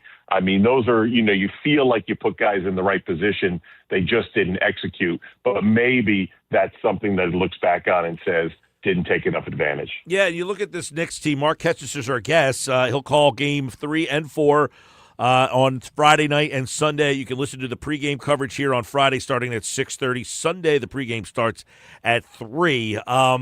The Knicks had won by 51. They won by 39, the other night. And you're wondering, at some point, you can't keep that up. They did not shoot the ball well last night. So you wonder if Philadelphia now coming home, do they feel like, hey, we were right there, now's our shot to get these next 2? Do you feel like Philly's got a little momentum even in the loss?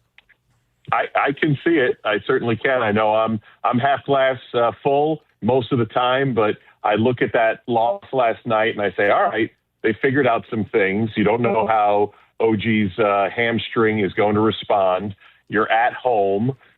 Theoretically, you geo-fenced all the Knicks fans out, though that seems almost impossible. They're going to find ways to get in to the arena tomorrow night. And then you look back and you say, we gave up 19 points in a fourth quarter that cost us the game. That kind of defense is okay. That should get you a win. And, for the most part, the home arena is good, although, Philly bucked that trend up in Boston. And if I'm not mistaken, I think the Knicks have won maybe 6 or 7 consecutive times they've been down to Philadelphia. So in theory, I'm building up this case, and you could say, well, the Knicks kind of own this building the last couple of years. But yes, I do think there can be some momentum. It'll be interesting to see. I'm expecting Embiid to play without any real knowledge. We haven't heard anything, but I would just guess based on the rest he has and how that dynamic changed based on, I love how they played yesterday. Obviously they'll play different with Embiid. Can there be some kind of in the middle and maybe have the Knicks, like they even admitted, it's unsustainable to play the way they did for 4 consecutive games. And they shoot below 27% from 3 yesterday. Maybe there's that regression to the mean continuing, and it rolls onto the road for Game 3 tomorrow. Well, you've been around a lot of playoff action over the years, Mark, and you see how these games go. You would have to think that Nick has to find some trust in some other players. Last night he really would have only played 7 guys had the bigs not got. I mean, he wasn't going to play Barlow unless the guys got into trouble. Do they have to find a little bit somebody else to come in there if they want? I mean, you can't keep playing 7 guys the rest of the way. Yeah, I don't know who those guys would be. I don't know if Justin Edwards gets a little more run. You mentioned Barlow. I know he gave him some good minutes. It's in a very small sample size. I think he's made all 6 of his field goal attempts in this series. Quentin Grimes has to be the Quentin Grimes that we saw the last few years. I mean, he has to be kind of uncanny in his ability to come off the bench and give them some instant offense. They're small rotations this time of year, and they do need 1 or 2 guys to support off the bench. A Dembona is going to give you, rebounding, offensive rebound, maybe some shot blocking. You're not expecting offense, and you certainly can't have as many fouls as he's had in the first 2 games of this series. So I don't know what else is down there to realistically hope for, but I think an uptick in Grimes and maybe give Barlow a little bit more run, and hopefully that gets you to 7, and I don't know who that ace guy is going to be. Well, the Sixers beat the Celtics. That was a little bit of a surprise here locally anyway. So they're playing the Knicks, but the Knicks are the clear favorites. You look at this East, all 4 teams, Mark, is wide open, or do you have a favorite that you've seen throughout the course of this year? I think, Mike, once I saw the Sixers beat Philly, the other way, the Sixers beat Boston in Game 2 in Boston, and then Atlanta went up 2-1, and then Detroit was down 3-1 to Orlando. I was like, early on, a couple of weeks ago saying, I don't know who's coming out of this Eastern Conference, and it is wide open. And obviously Detroit rallied, Cleveland outlasted Toronto, Boston's gone, and the Knicks right now look like, world beaters. They look like the team in the East, but I'm not buying it just yet because I think everybody's flawed. I don't think any of the teams on the East are up to the level of OKC, and you might be able to argue San Antonio, even though the Spurs are really young. But there's not that one team for me, unless the Knicks can, put up a couple more blowouts in this series and win in 4 or 5. And if Detroit can continue to look good against Cleveland. But right now, to me, it just you could throw all the cities into a hat of the teams that are left, and I wouldn't be surprised if any of them came out of it, even the Sixers. Yeah, I mean, the East seems crazy. Detroit, was clearly the best team for a while this year. Then they had the Cade Cunningham. Now he's back. I mean, he looked great. By the way, Tobias Harris, where did this come from? All of a sudden, he's playoff Tobias Harris. I know the Sixers fans are wondering, where was that guy? Tomorrow night, you can listen to the game. Marc Kestecher will be on the ESPN radio call. That coverage starts at 6:30. And then again on Sunday afternoon, you can hear that game with pregame coverage at 3 o'clock. Remember, that's an early start on Sunday. Mark will be on both calls of those Sixers and Knicks games. And, of course, the NBA Draft Lottery is going to be a part of that pregame coverage on Sunday right here on 97.3 ESPN. Mark, it's always good to catch up with you, man. Great hearing your voice, and a weekend in Philadelphia. I'll take it. I will take it. Check out the Palladium. All right, I hear they got a good cheesesteak. Hey, you know what? I'm already. I have no idea where I went. I just went like 2 blocks from the hotel. I've already got 1 cheesesteak in. All right, man. We'll catch up soon. I'm looking forward to it. Marc Kestecher, everybody. You guys all recognize Mark's voice anytime you hear the NBA on ESPN Radio. Marc Kestecher on the call, and we have, of course, that call right here on 97.3 ESPN. Tom McGinnis will be on the call for us. Marc Kestecher and the crew will give us pregame coverage tomorrow night starting at 6:30, and the ESPN Radio pregame coverage starts at 3 on Sunday, and then Tom McGinnis and the Sixers radio network of 97.3 ESPN will take over. Broadlee's Plumbing, Heating, and Air Conditioning bring you this hour of the Sports Bash. Man, we had a great show so far. We got so much more to go.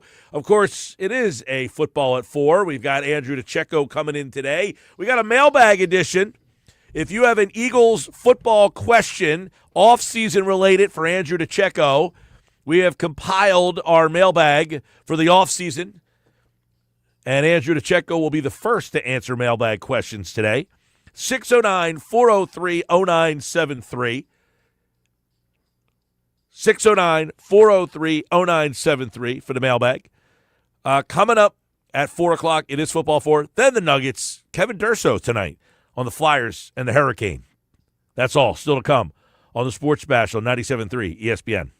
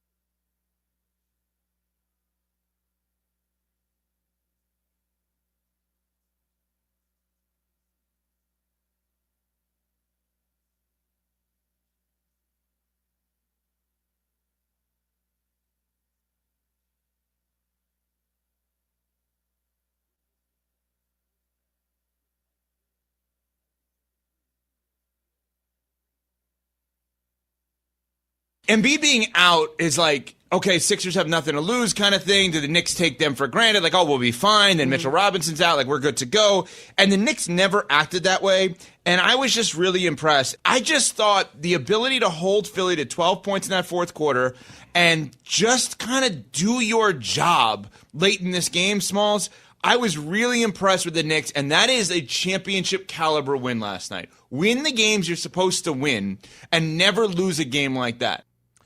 Evan Cohen this morning on Unsportsmanlike. It's our Unsportsmanlike moment of the day, and I think he's right. I mean, that's a game where the Knicks could have let their guard down. They don't have Embiid. They're shooting the lights out. We talked about it early. The Sixers were 7 of 10 from 3 at one point, 70%. And you're like, they can't sustain this, and yet it's a 2-point game. I know you're saying, like, they don't have Embiid, or I think some people think the Sixers are better off without Embiid, but the Knicks fought and kind of just hung around. And look, they didn't have Karl Anthony Towns for a lot of that game. He was in foul trouble. They don't have Mitchell Robinson at all in that game. So they've got to go to their third center. It's a game where you have won by 51-39, and now you're in a fight, and you found a way to win it. I agree with what Evan Cohen said. I thought it was an impressive way for the Knicks to win. He followed it up by saying this. And I understand that you could say, well, of course they won, and Embiid's out. Yeah, but it was kind of one of these games. It was back and forth, all the lead changes. 25. Philly tried things with Dominic Barlow playing center and switching on to Brunson, and give Jalen Brunson all the credit in the world. Hit big shot after big shot over Barlow. He does what you're supposed to do as a shooter. Arc. I just was really impressed with the Knicks last night. I left impressed myself. You know, in a game where you could say everything he just said. They didn't have Embiid. Why don't you blow them out? I think the Sixers fought their ass off last night. They threw everything they could at you, and it wasn't enough. Do I think the Knicks, and we just talked about it with Marc Kestecher, they're the clear favorite in the East? Not necessarily, but I wouldn't be surprised. And I talked about this the other day.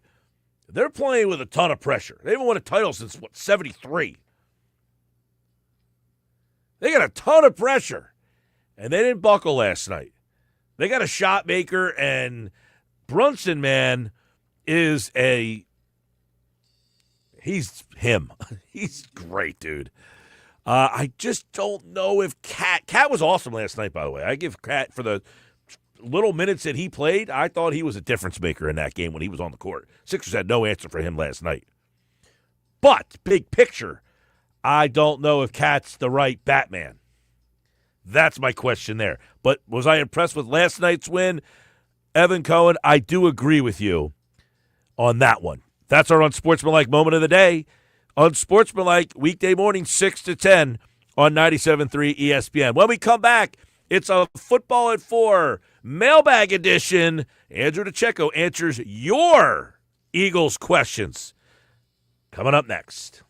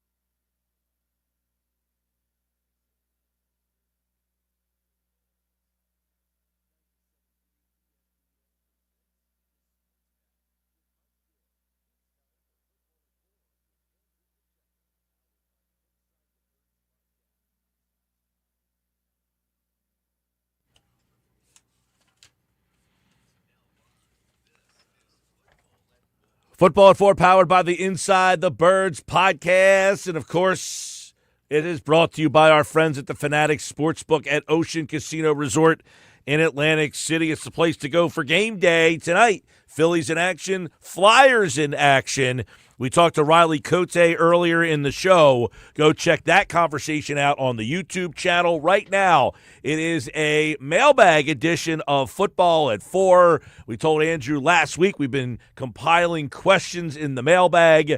Our listener questions take over Football at 4 today. If you have questions, send them in 609-403-0973. We have a good amount of questions for the offseason now. Draft in the books, and Andrew DiCecco is here for today's Football at 4. Welcome, Andrew. What's up, man? Hey, Mike. Doing well. Good to be with you. As always, and today, of course, listeners have a ton of things they want to answer from you, so we will do a mailbag edition of today's Football at 4. And real quick, I do want to get your take before we get to, and there is a question in the mailbag regarding Makai Lemon, but I love the way that you described Lemon, his precise route running and everything. How impressed did you leave with Lemon in the small sample size that he showed at the rookie camp?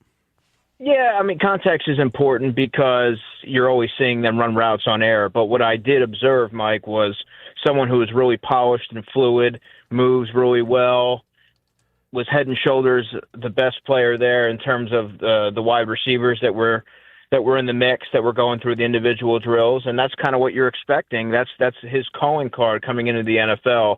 And I thought that for what we were able to see, he really showed well and stood apart.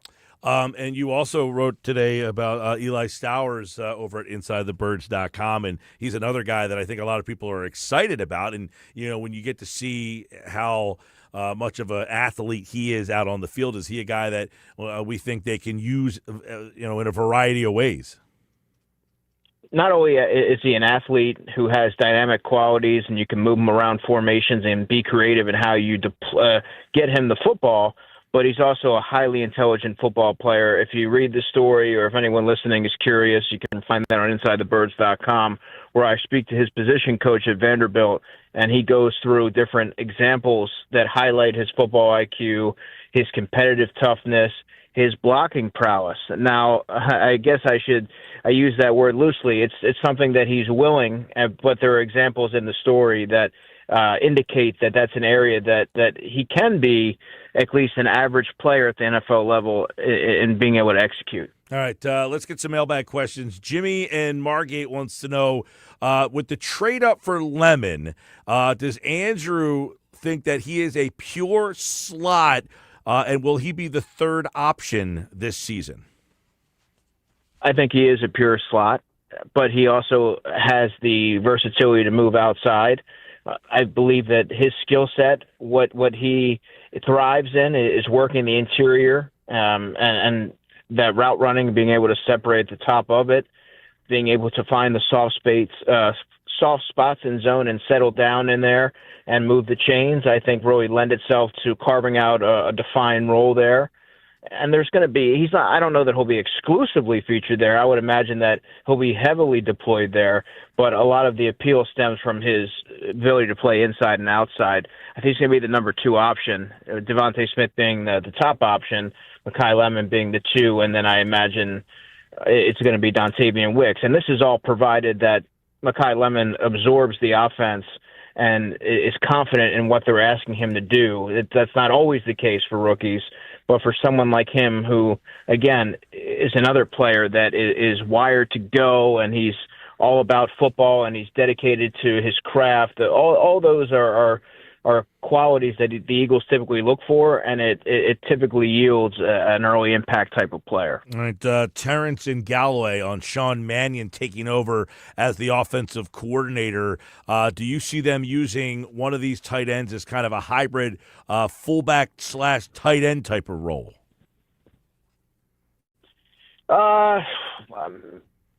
Not necessarily. Maybe a Cameron Latu if he makes the roster. But apart from that, I mean, Eli Stowers isn't an H-back. He's a movement type of player. Dallas Goedert's not that kind of player. So, I mean, I guess Cameron Latu, who has played fullback last year, the Eagles experimented with him there. I thought he did some good things. Daquan Wright's not really that kind of guy either. Grant Calcaterra as well. So Cameron Latu is really the only player who would fit the bill in terms of just being able to block and get out there in space and move around formations a little bit. All right. This one is from Phil in Gloucester. He says, Markel Bell, massive human being. Would you say that he is the heir apparent for Lane Johnson? I mean, that's what he was. That's the idea when you draft a player like that who can play left or right tackle, but it's impossible to give you a definitive answer without having seen him take as much as one training camp practice where you're able to see the hand-to-hand combat with defensive linemen and see how he acquits himself in the preseason. He could be a year away from being relied upon as being a reserve tackle on game day. He may be inactive on game day, and that leaves a lot of questions. If he's a fast learner, if he takes to the coaching of new offensive line coach Chris Cooper, then all signs indicate that he will be, because he's a player that I thought highly of, and the Eagles clearly did as well, taking him on day 2, and he has a lot of qualities that I believe will translate favorably to being a starting tackle in the NFL. But it first comes down to being able to take to the technique, and he needs some refinement in that area. He may have to get a little bit stronger, and it's not always instantaneous. Sometimes those things take a little while. Mailbag for Football 4. We got a lot of questions that we're going to try to sneak in for Andrew today. Tom in the Villas. This one's pretty interesting. He wants to know, do you see Tanner McKee traded or on the roster come training camp? Yeah, that's interesting. I just put I did a podcast where I had my way too early 53-man roster projection. I have a hard time envisioning the Eagles keeping 4 quarterbacks, knowing how much talent is on the roster, and you may have to go heavier elsewhere. I know Howie Roseman said he'd be open to keeping 4 quarterbacks. I still have a hard time envisioning that, and therefore I look at which quarterback would have the highest trade value of Tanner McKee and Andy Dalton. You have the scenario in Pittsburgh where Aaron Rodgers, is he going to be going to the Steelers, or he's kind of leaving them in the lurch right now? Maybe there's a quarterback situation in the NFL where they're just not happy with what they're seeing in training camp, or maybe there's an injury. And I think Tanner McKee, if I had to guess right now on May 7th, would be a logical choice because he has more trade value than an Andy Dalton. All right, Rich in Wildwood wants to know, Andrew, do you see a C.J. Gardner-Johnson type of trade they can make to help the safety position? I don't know that the Eagles are in a rush to do that. I believe that you want to see what you have first. I am with the texter because I have a feeling that the Eagles aren't going to be they're not content with what they have. That's the sentiment that I have. But maybe you owe it to the players who have been there, who are in the building right now, to see if they're able to put their stamp on that spot. But as far as names or anything like that, you're going to want to look at players who are in the last year of their rookie deal that have, an appealing allure to them in terms of, contracts when you're trying to build out a roster. I don't know if it's going to be a home run type of player, if that is the position that they address, but that's always where you want to start. You want to look for a player who's on the last year of their rookie deal.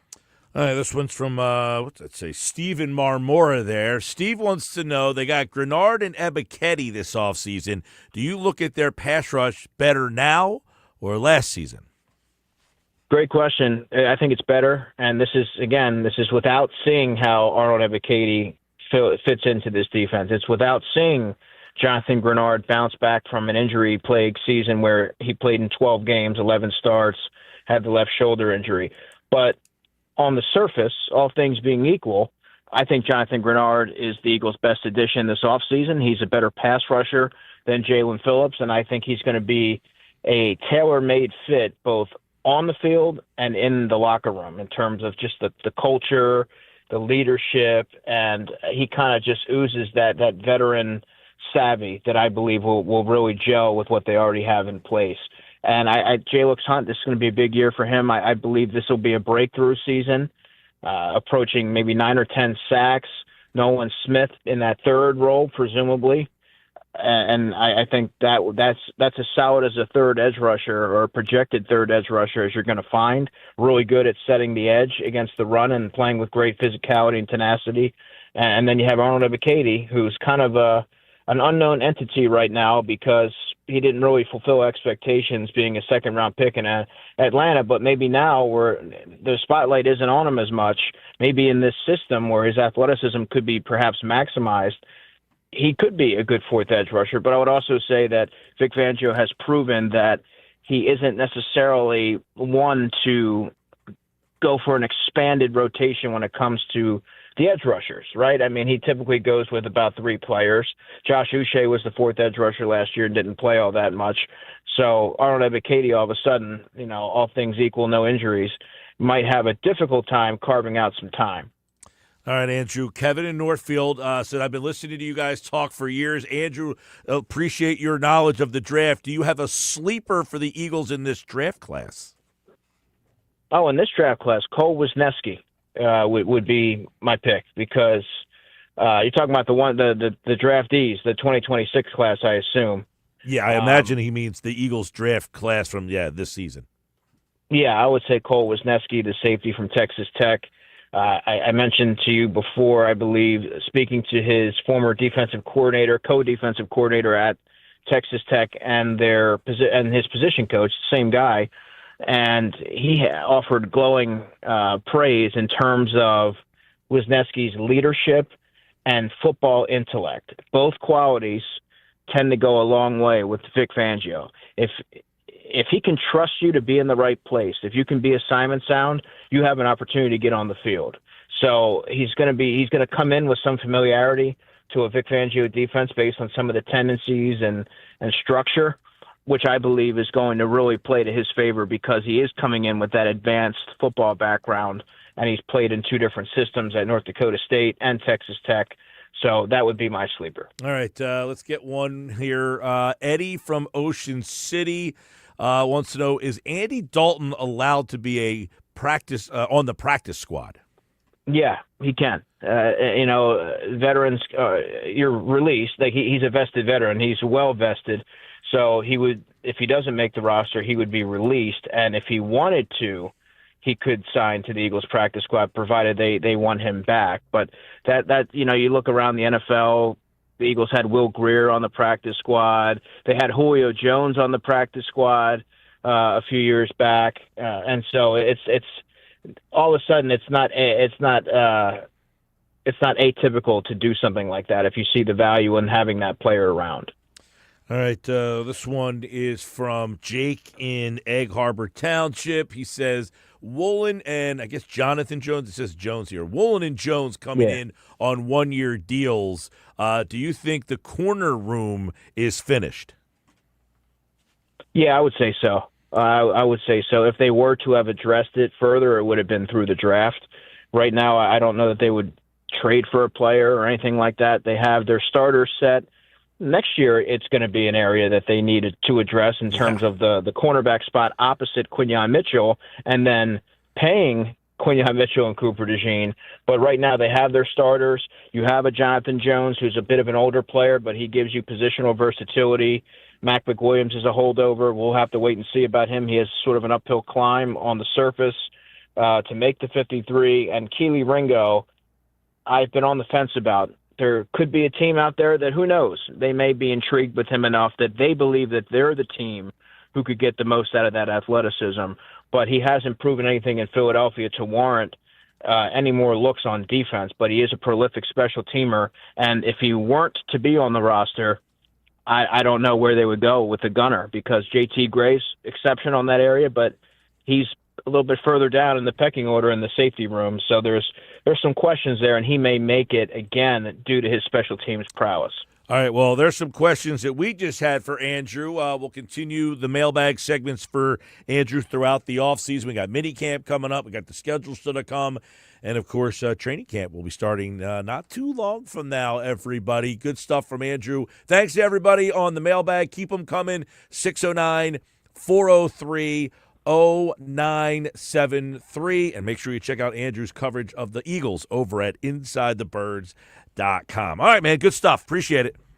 Thanks, Mike. Appreciate the questions, all. There you go. Football at 4, our mailbag edition. Andrew DiCecco will answer mailbag questions. We'll have mailbag questions for Jeff as well when he is back on Monday's show. So if you want your questions, get them in 609-403-0973. You can always text us or hit us up on all our social media channels at 973 ESPN. All right, coming up. By the way, speaking of some of the football stuff that we're going to be getting into, the Eagles did make some front office changes. One is Joe Douglas, who was here, then he was the GM of the Jets. He is now like the head of scouting for the Eagles. They also brought in former Jets, another former Jet GM, McCagnon is in here now, and Adam Berry, whose brother Andrew Berry is the GM of the Browns, is now here. So they, the Eagles have notoriously had their front office kind of purged every offseason. They are back trying to rebuild that front office. So McCagnon's here, Berry's here, and Douglas is here. And Douglas I bring up because, when the Eagles won that Super Bowl the first time, a lot of people wanted to give Joe Douglas a lot of credit. And I think they have since realized that that Howie Roseman has done a pretty good job. Now, have you seen any of the draft stuff that the Eagles have been putting out? I've seen the clips online. I still have to watch the Pick Is In doc. But I don't think this is from The Pick Is In, though. That one was a separate from different. one? I think the Eagles did their own YouTube thing. Oh, okay. One of them was the whole call. It was a different perspective from... I saw that on their X. Yes. Well, then the other one was when Jonathan Grenard came into the room.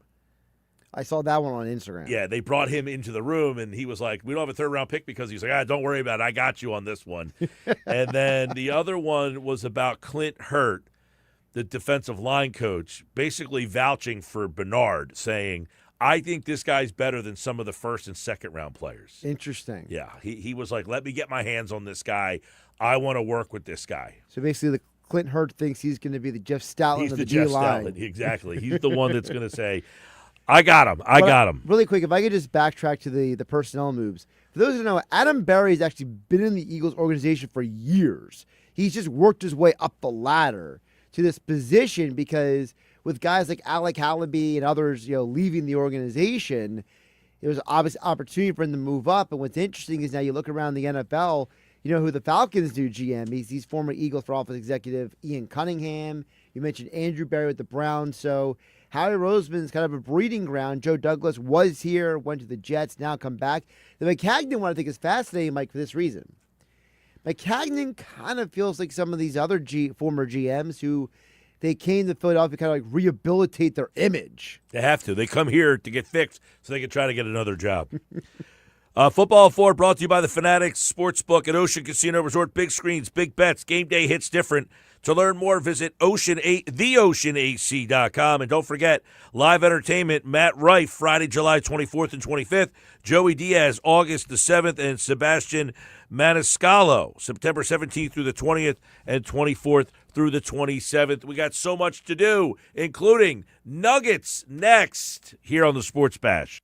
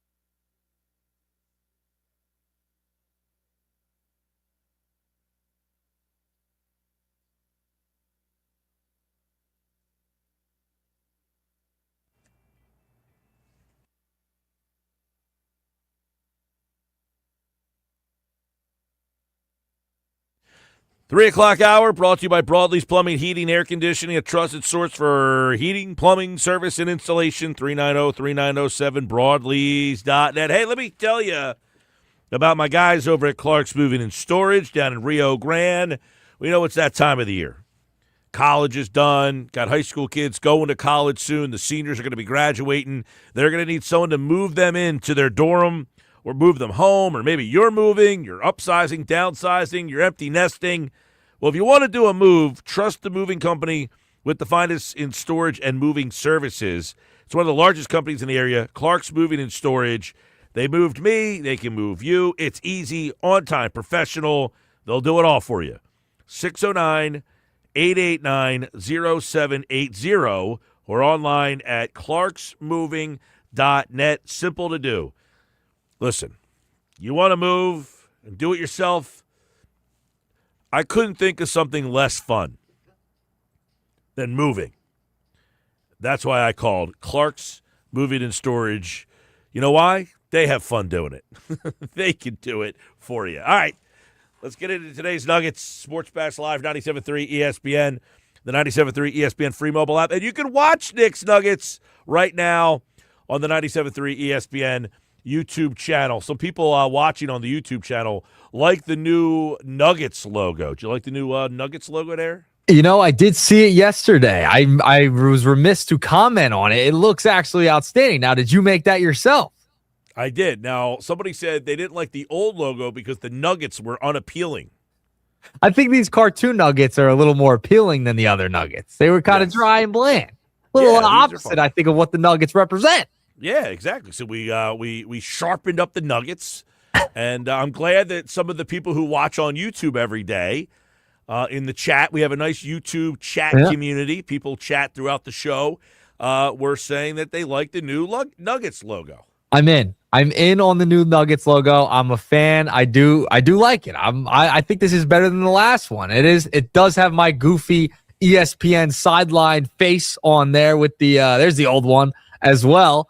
Those Nuggets just don't look appealing if you're watching on the YouTube channel at 973 ESPN. Yeah, I can see where they're coming from. They look like the grocery store frozen nugs that you get in a bag and you just throw them in the air fryer. The new Nuggets are like superheroes. They got it. Like a couple of them have a cape. They look like they're like, could save the world. They can. They got the mask on. They got the capes. The other one's dancing. That fits my personality, I think, a little bit better than the dry and the bland. I think I have a little more energy than that. Well, new Nuggets. Schedule release, by the way, coming in May. They just put the commercial up. They haven't given us a date on the schedule release. I'm hearing the 18th will be the new schedule release. It's so funny how the NFL has turned a schedule release into a must-watch event. Isn't that nuts? Not the 18th, the week of the 18th. Oh, the week of the 18th. Okay. So at some point in that realm. But isn't that crazy that everyone's excited about a schedule release? Like they've made that an event. I think that's just insane. It's crazy. I don't watch the schedule release show at night. What I like about the schedule release is because now, if you're someone who's a sports traveler, you can now start to say, all right, let's see where I can go to a road game. I West Virginia football every year. I look at their schedule to see if there's a game I can go to. West Virginia basketball. I always look at their schedule to see if they play in the Northeast or the Mid-Atlantic region. So anytime a schedule's released, it's always about, can I build a trip around it? Yeah, you can figure out your destination for that year. It's a new city, go on the road, get a stadium off your checklist. Listen, I think it's great. I want to know when I want to travel because I like going to the road games. Past couple of years have been able to do that a couple of times. A couple of years ago during the Super Bowl run, went to New Orleans early in the year to go to the Superdome and then ended up back there for Radio Row. How about that? Yeah, I'd go back to New Orleans if the Eagles play in New Orleans, a little road trip. What about Raleigh? In fact, I just saw our guy Rocco over at Key Acura. I stopped over there today, and I was talking to him. I said, look, if the Flyers make it, they win tonight or Saturday, Game 5 would be in Raleigh on Monday. Yes. Ooh, quick trip. Quick trip down to Raleigh? Well, he said the offer still stands. If we want to drive the Key Acura, if we want to make that drive, it's about 7 hours. Or, our boy Billy Schweim says he thinks he can fly us down there. Get the buddy pass. There we go. Listen, either way, I think that'd be a good time. It'd be pretty fun if we did go and then take a little roadie. Our road trips as a show are always pretty fun, you know? Yeah, So we'll keep it. We got to get the one tonight. Flyers got to get the game tonight. Now, we had Riley Cote on earlier from the Nasty Knuckles podcast, and he thinks the Flyers take the game tonight. He thinks they win it tonight. All right. Listen, both teams down 2-0. That hold place of residency in the Xfinity Mobile Arena. So they're coming back down 2-0. Can 2 days in a row get some wins? Maybe not. It'll be nice. It'd be nice if they could figure out a way to win. But I'll start with the other team from last night, Mike. A 108-102 loss by the local basketball squad and the 76ers. Joel Embiidless 76ers, 18 turnovers, a tough fourth quarter. Only one made three in that fourth quarter. They were not shooting the ball particularly well.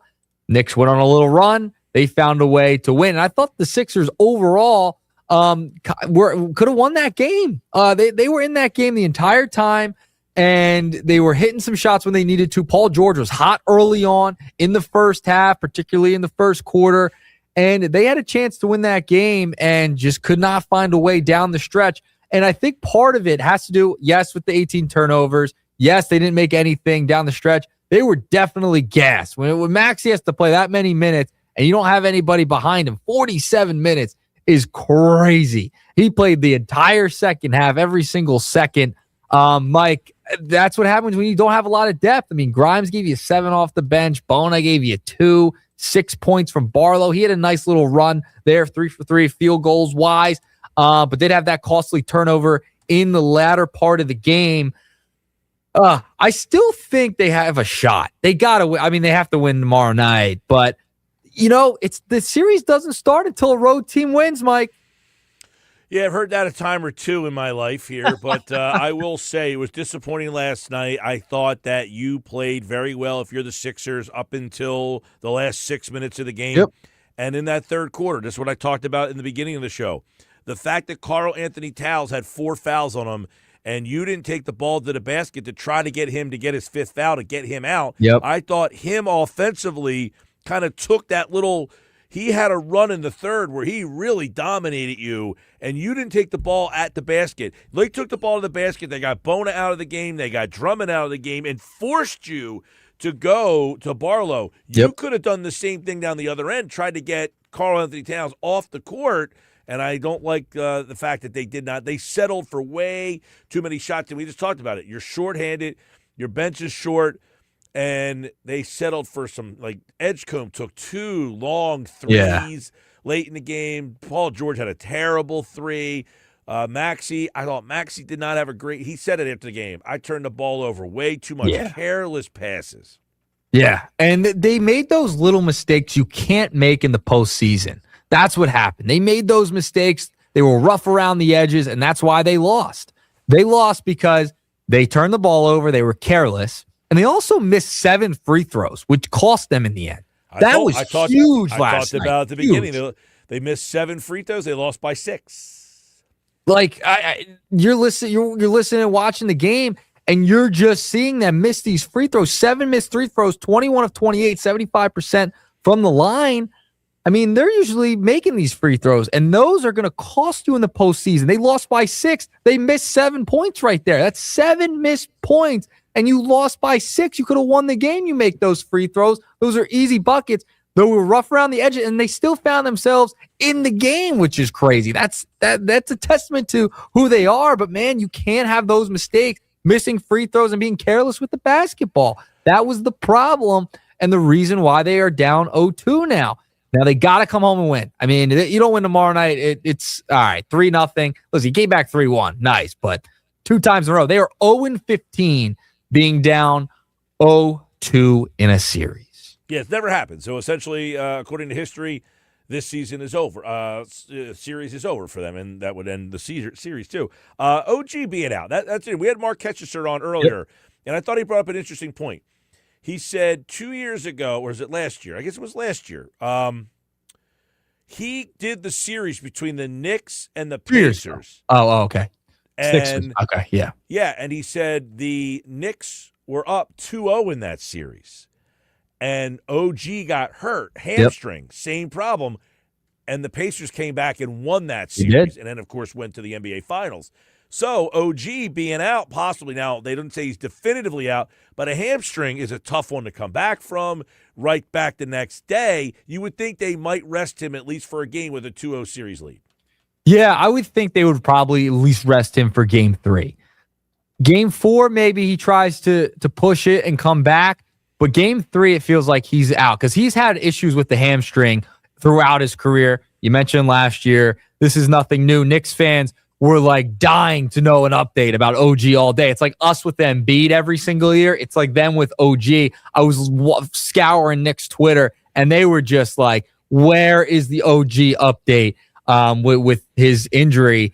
It's a big loss. He's a key part of their entire team, defensively and offensively. He is kind of that glue guy that can hit a big shot, that can defend your best player. He's that type of guy for the New York Knicks. And, you know, if he's out, that's not good for New York. That's their glue guy that puts everything together. How would they respond without him? The Sixers, if they get Joel Embiid back, need to take advantage of that in game 3 and just dominate offensively without one of the top defenders in the NBA.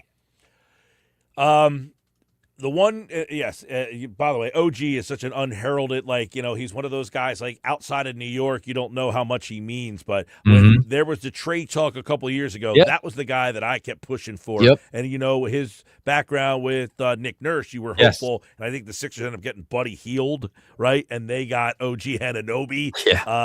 So the big difference there.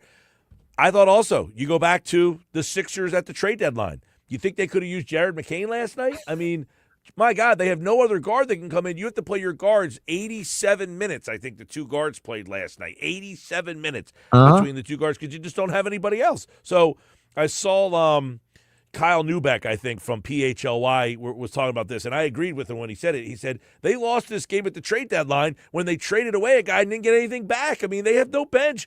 And by the way, they played 7 guys last night. They would have. They played 8 guys. Eight. They would have played 7 had Bona and Drummond not got into foul trouble. They never even would have gone to Barlow. I wasn't going to bring it up, but I'm glad you did. The McCain thing still irks me to this day. It was malpractice. And it should.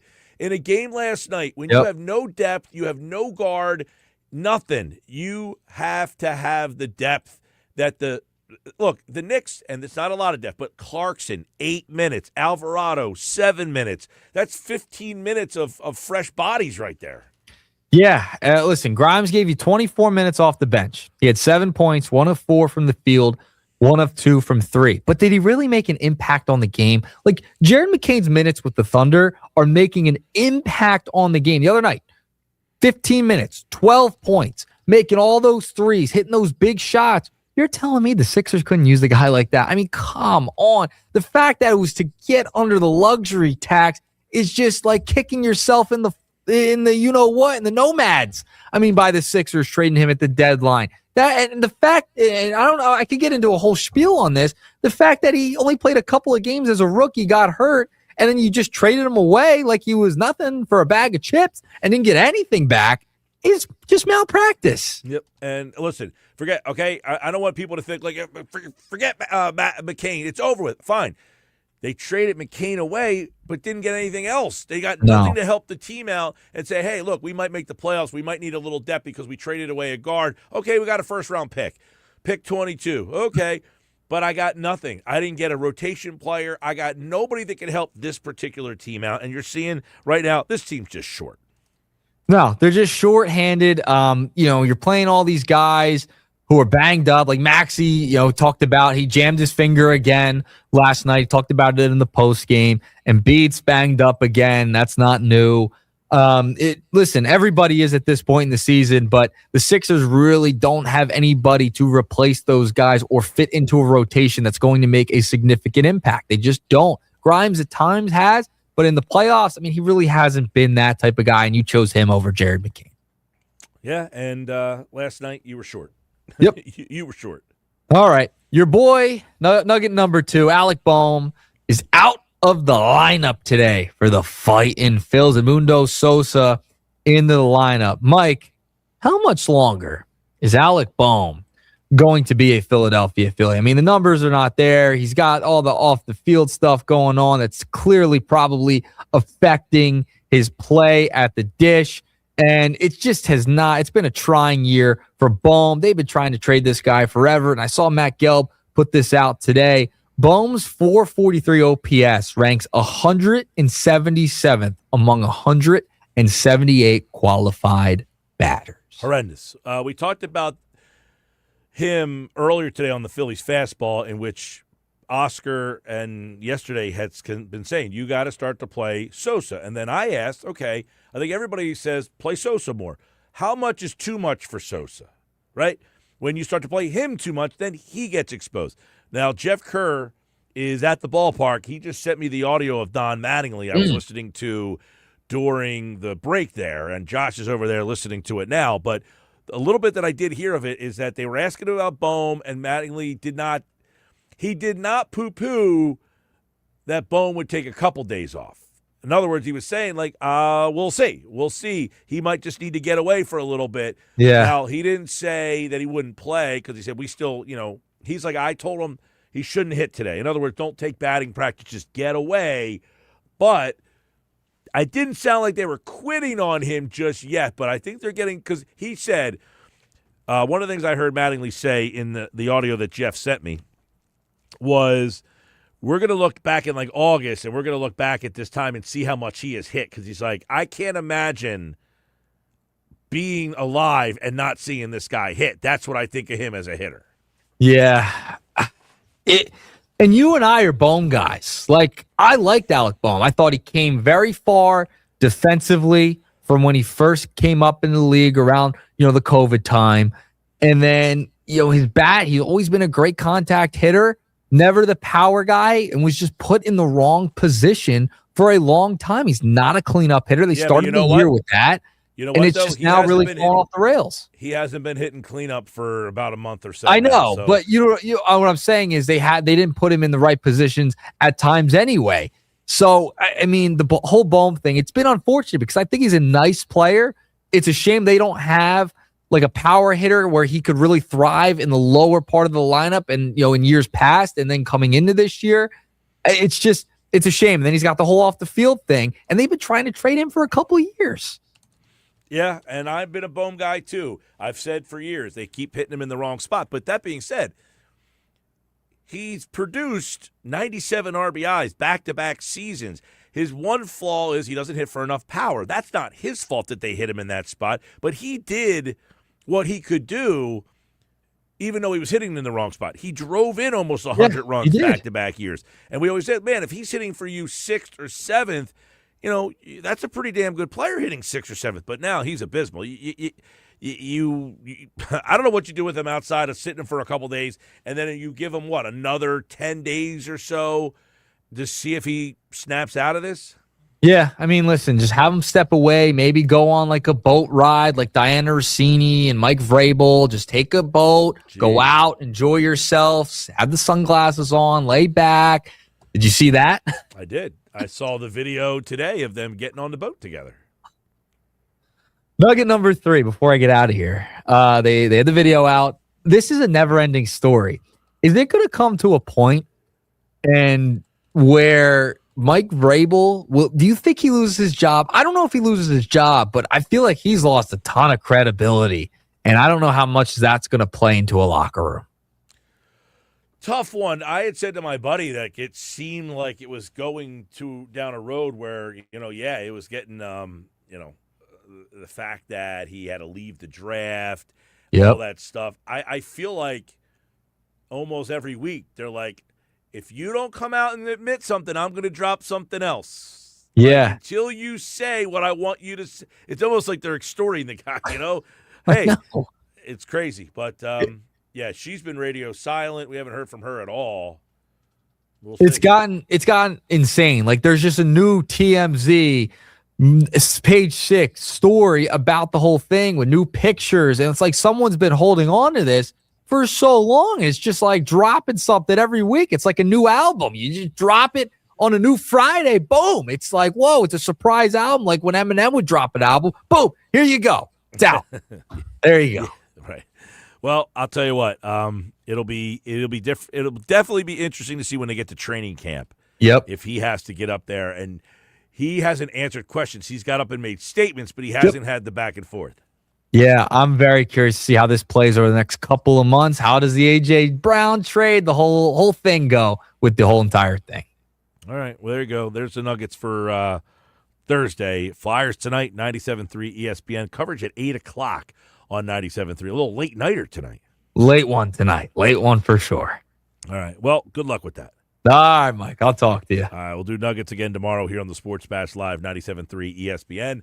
Our Nuggets, of course, brought to you today on the Sports Bash by our friends over at Clark's Moving and Storage in Rio Grande. So, one thing, real quick, go back to that Sixers game. If OG doesn't play, that Marc Kestecher stuff I thought was pretty interesting. The fact that he said that they were up 2-0 in the series against Indiana and then lost that series when OG didn't play. So keep that in mind if you're someone who's looking for a little storyline moving forward here. All right, Sports Bash Live, 97.3 ESPN, the 97.3 ESPN free mobile app.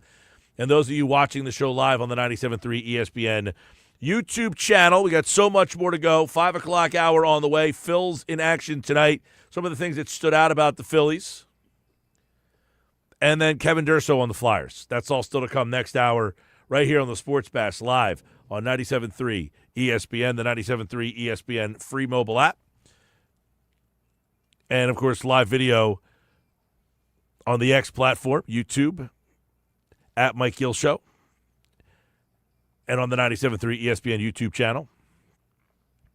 Durso at 5:30 tonight. Also, we're keeping it here. Never mind. I thought that looked like I had a break to go to. All right, forget it. We'll keep it here. So I want to get back into the Sixers stuff. So last night, the Sixers come out early. They're shooting 70%.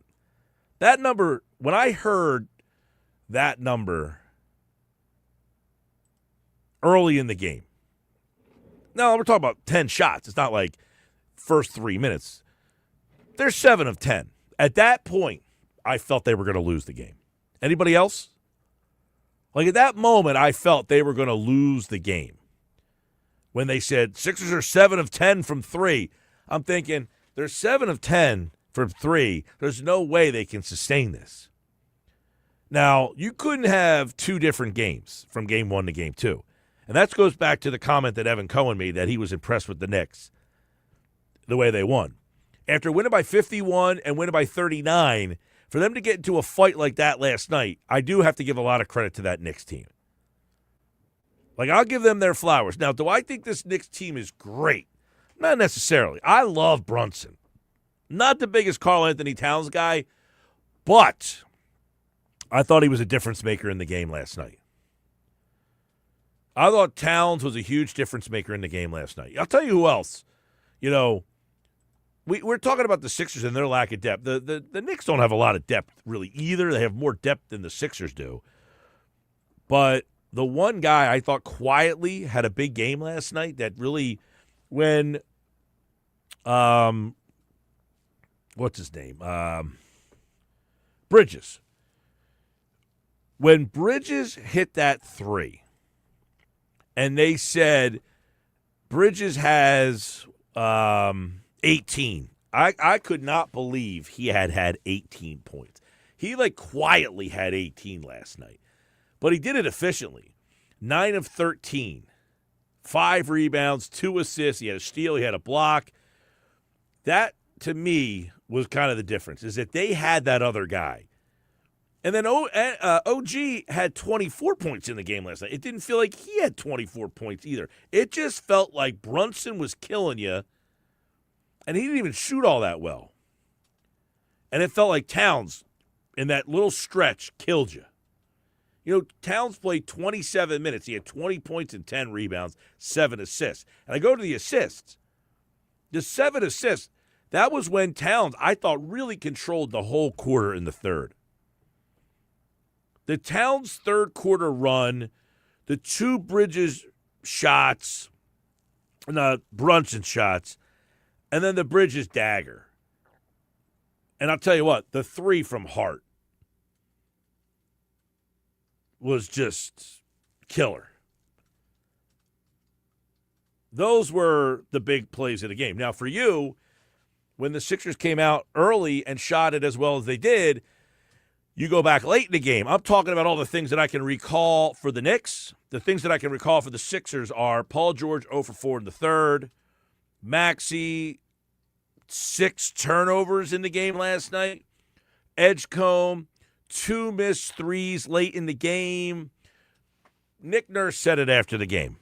We had a lot of good looks. He's like, we had like 5 or 6 good looks. I'm not asking for all 5 of them, but just give me 1 or 2. And that might have been a different game. Those were some of the takeaways from the game last night. What about you guys? 609-403-0973. Hit me up on the White Horse RV text board. 609-403-0973. All right, coming up, Phil's taking on the A's. What are they going to do with Alec Bohm? The lineup is out tonight. We talked about it a little earlier, but for those of you who are just streaming it, we'll get it to you. We'll get into that. Plus, Kevin Durso, our Flyers insider, at 5:30 tonight. That's all right here on the Sports Bash Live on 97.3 ESPN, the 97.3 ESPN free mobile app. Watch the show live on the 97.3 ESPN YouTube channel.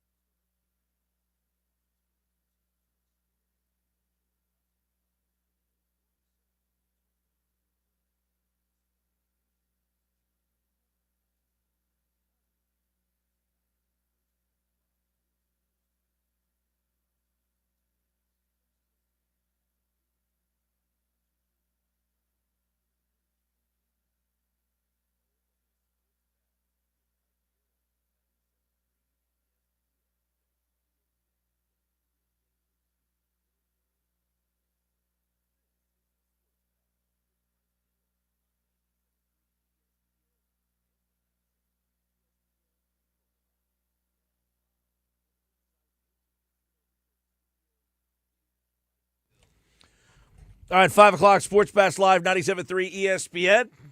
Last hour of the show, but we got a lot going on. Kevin Durso talks some Flyers with us tonight at 5:30. Any lineup changes and things we should know, he'll have it on his way to the Xfinity Mobile Arena. We talked to the Riley Cote earlier today in the show to give us some insight on the matchup. Remember, Riley Cote was a member of that 2009-2010 team that went to the Stanley Cup Finals. And in that conversation, it had occurred to me, he said the similarities between this team and that team. They got in on Game 82 on the shootout. This team got in on Game 81 shootout. They had played the Devils in the first round, won that series 4-1.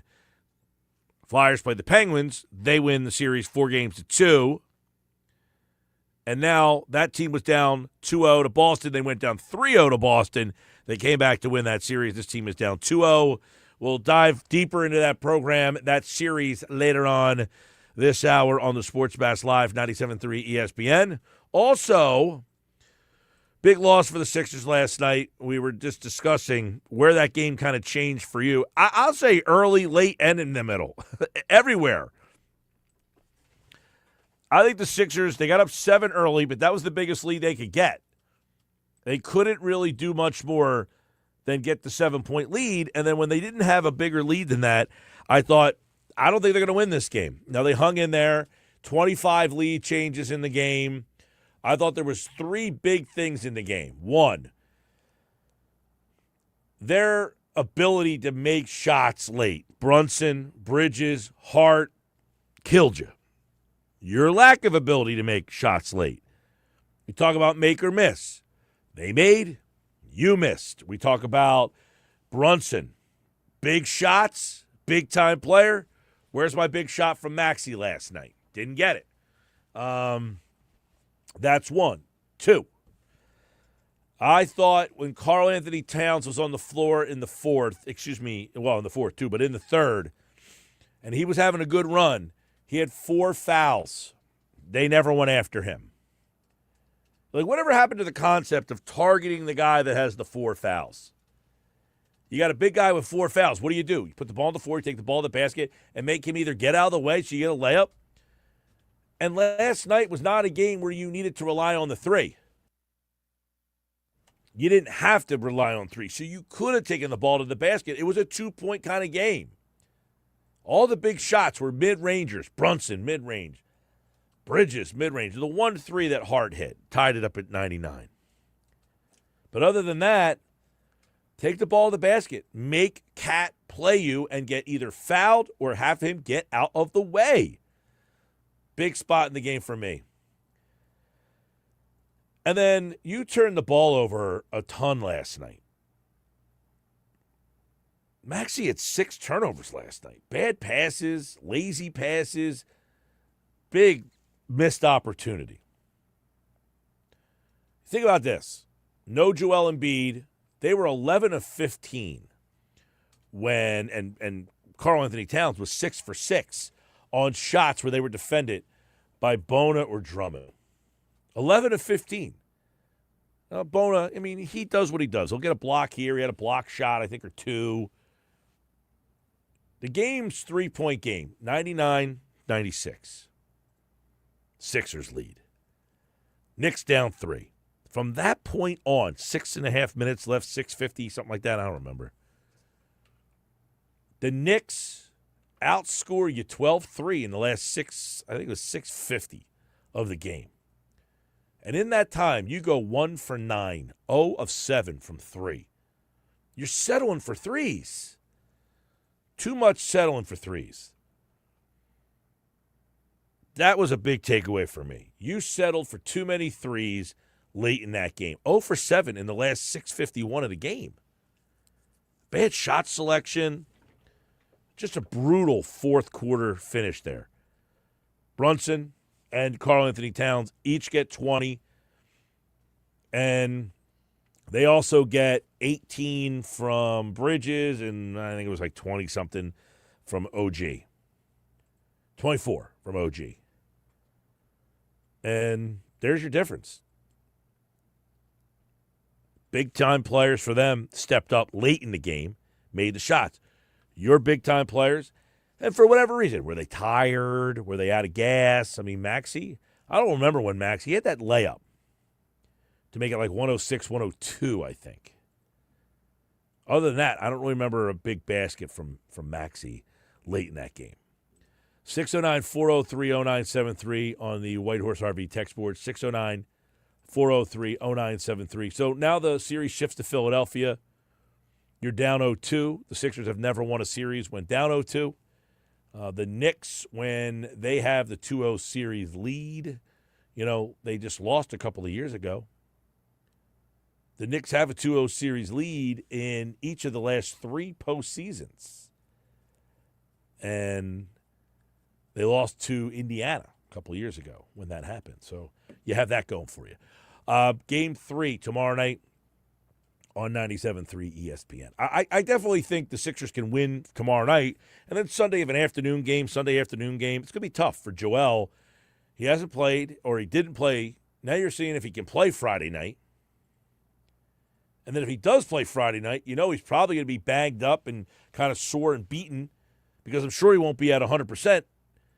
And instead of possibly Sunday being like he could be a game-time decision, see how he feels throughout the day, it's a 3 o'clock, 3:30 tip time. It's like the proverbial day game after night game for a catcher. He doesn't usually play that game. So, I don't know. Do you get 2 games out of Joel? It's ridiculous that you're having this conversation. But such is life in the NBA, right? I cringe sometimes thinking about the fact that these guys can't physically play, and there's been a lot of injuries in the league. It's not just Joel. It's a lot of guys. I mean, Kevin Durant did not play in these playoffs. The Lakers do not have Luka. Austin Reeves missed a lot of time for them. Anthony Edwards missed time for Minnesota. Minnesota lost like half their team.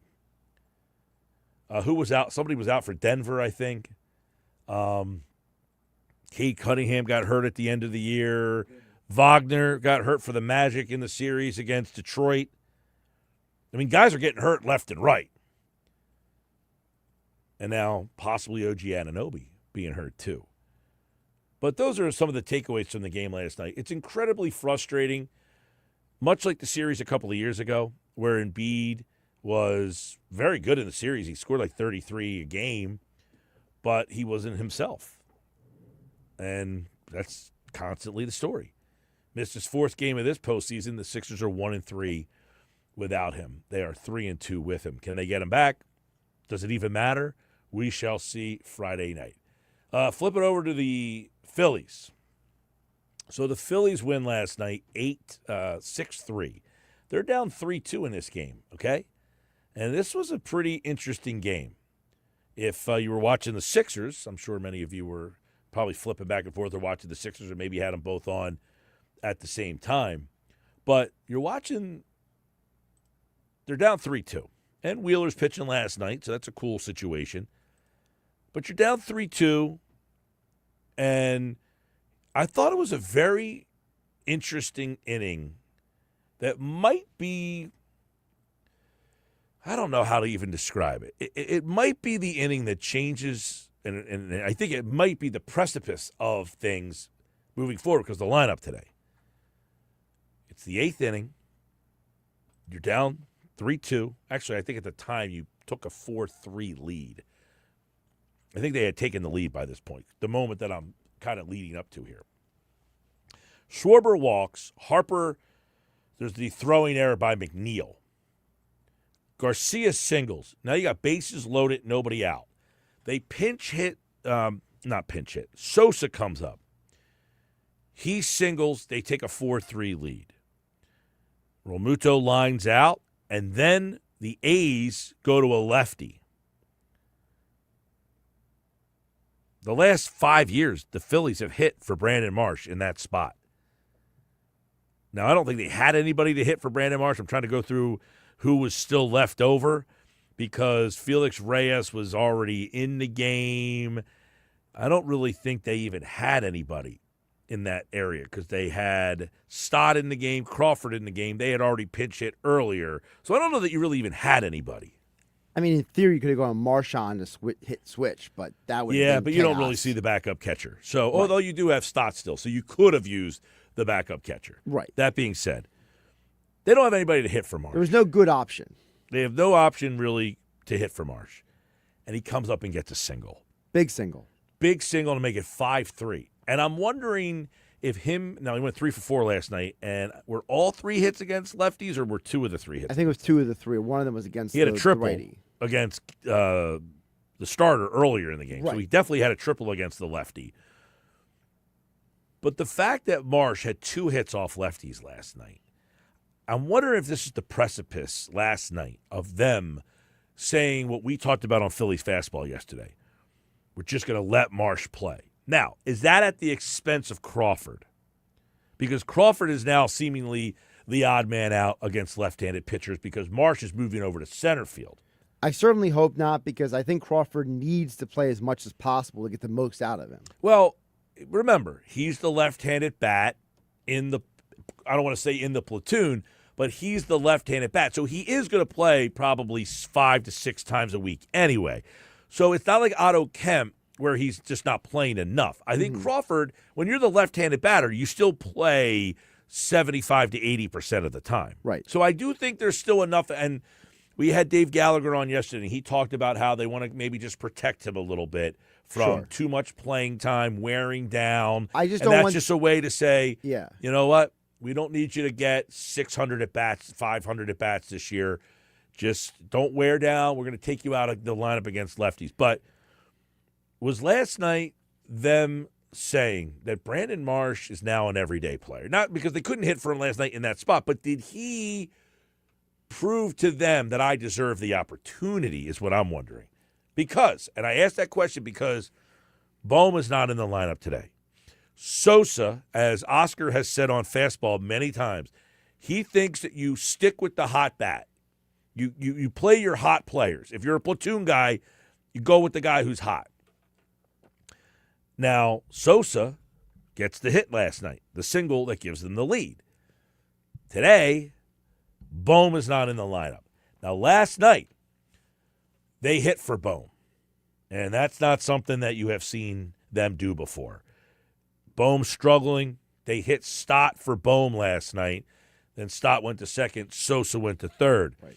Then today, Sosa is now in the lineup, and Bohm is not. And here is what Don Mattingly said about it. He told Jeff Kerr this. Just giving Bohm a little day, as much as anything. Is he somebody that could use a few days? I mean, sometimes, I remember years ago they sat Jimmy Rounds for 3 games because he was in a real bad spot. Is that something you would consider? Yeah, but if he thought it was going to help him, it would. Do you think that would help him or no? It could help him? Anything's a possibility, right? It could help him. But today we want to just, again, let him get a reset day. So swing good, feel good with him pretty much at any time. So a reset day is what he said. Kind of give him a reset day. You wonder if it's a reset day or days. Because if Sosa gets a couple hits tonight, then what do you do? Right. Now you look at the schedule to see who the next left-handed pitcher is. Which I'm about to do. They do play Colorado coming up here. Is Freeland on that list? Colorado, by the way, they've got a schedule coming up where they can start racking up a bunch. Yeah, they play Freeland on Saturday, yes, is the Saturday. Dollander is a righty, I believe. Freeland and Sagano, who I know is right-handed, they faced him earlier this year. So, yeah, Freeland would be the one lefty, and they'll face him on Saturday. So maybe Sosa gets 3 days in a row here? Or do you take Sosa out of the lineup if he doesn't have a great night tonight, then you go back to normal and then bring Sosa back on Saturday? Possible. But I think that's going to be very interesting to see, is it a reset for the night or is it a multiple game? So, by the way, very interesting lefty next Thursday.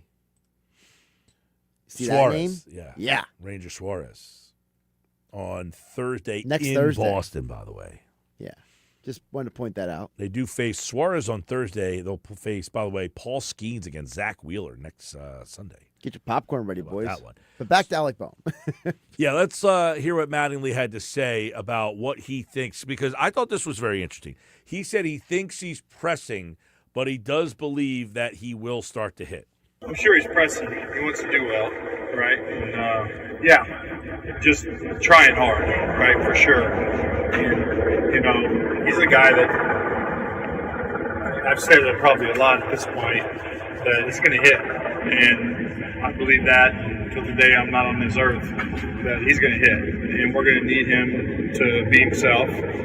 He's going to get a lot of big hits for us. You guys are going to forget what happened in May when he's hitting down the stretch and driving in runs. So he's part of our club. He's gonna be a part of it, and he's gonna hit. All right. So Mattingly says you're going to be forgetting about this. We're going to be talking about him driving in a lot of runs, and you're going to forget about May. What, does Jeff Kerr get helicoptered in there?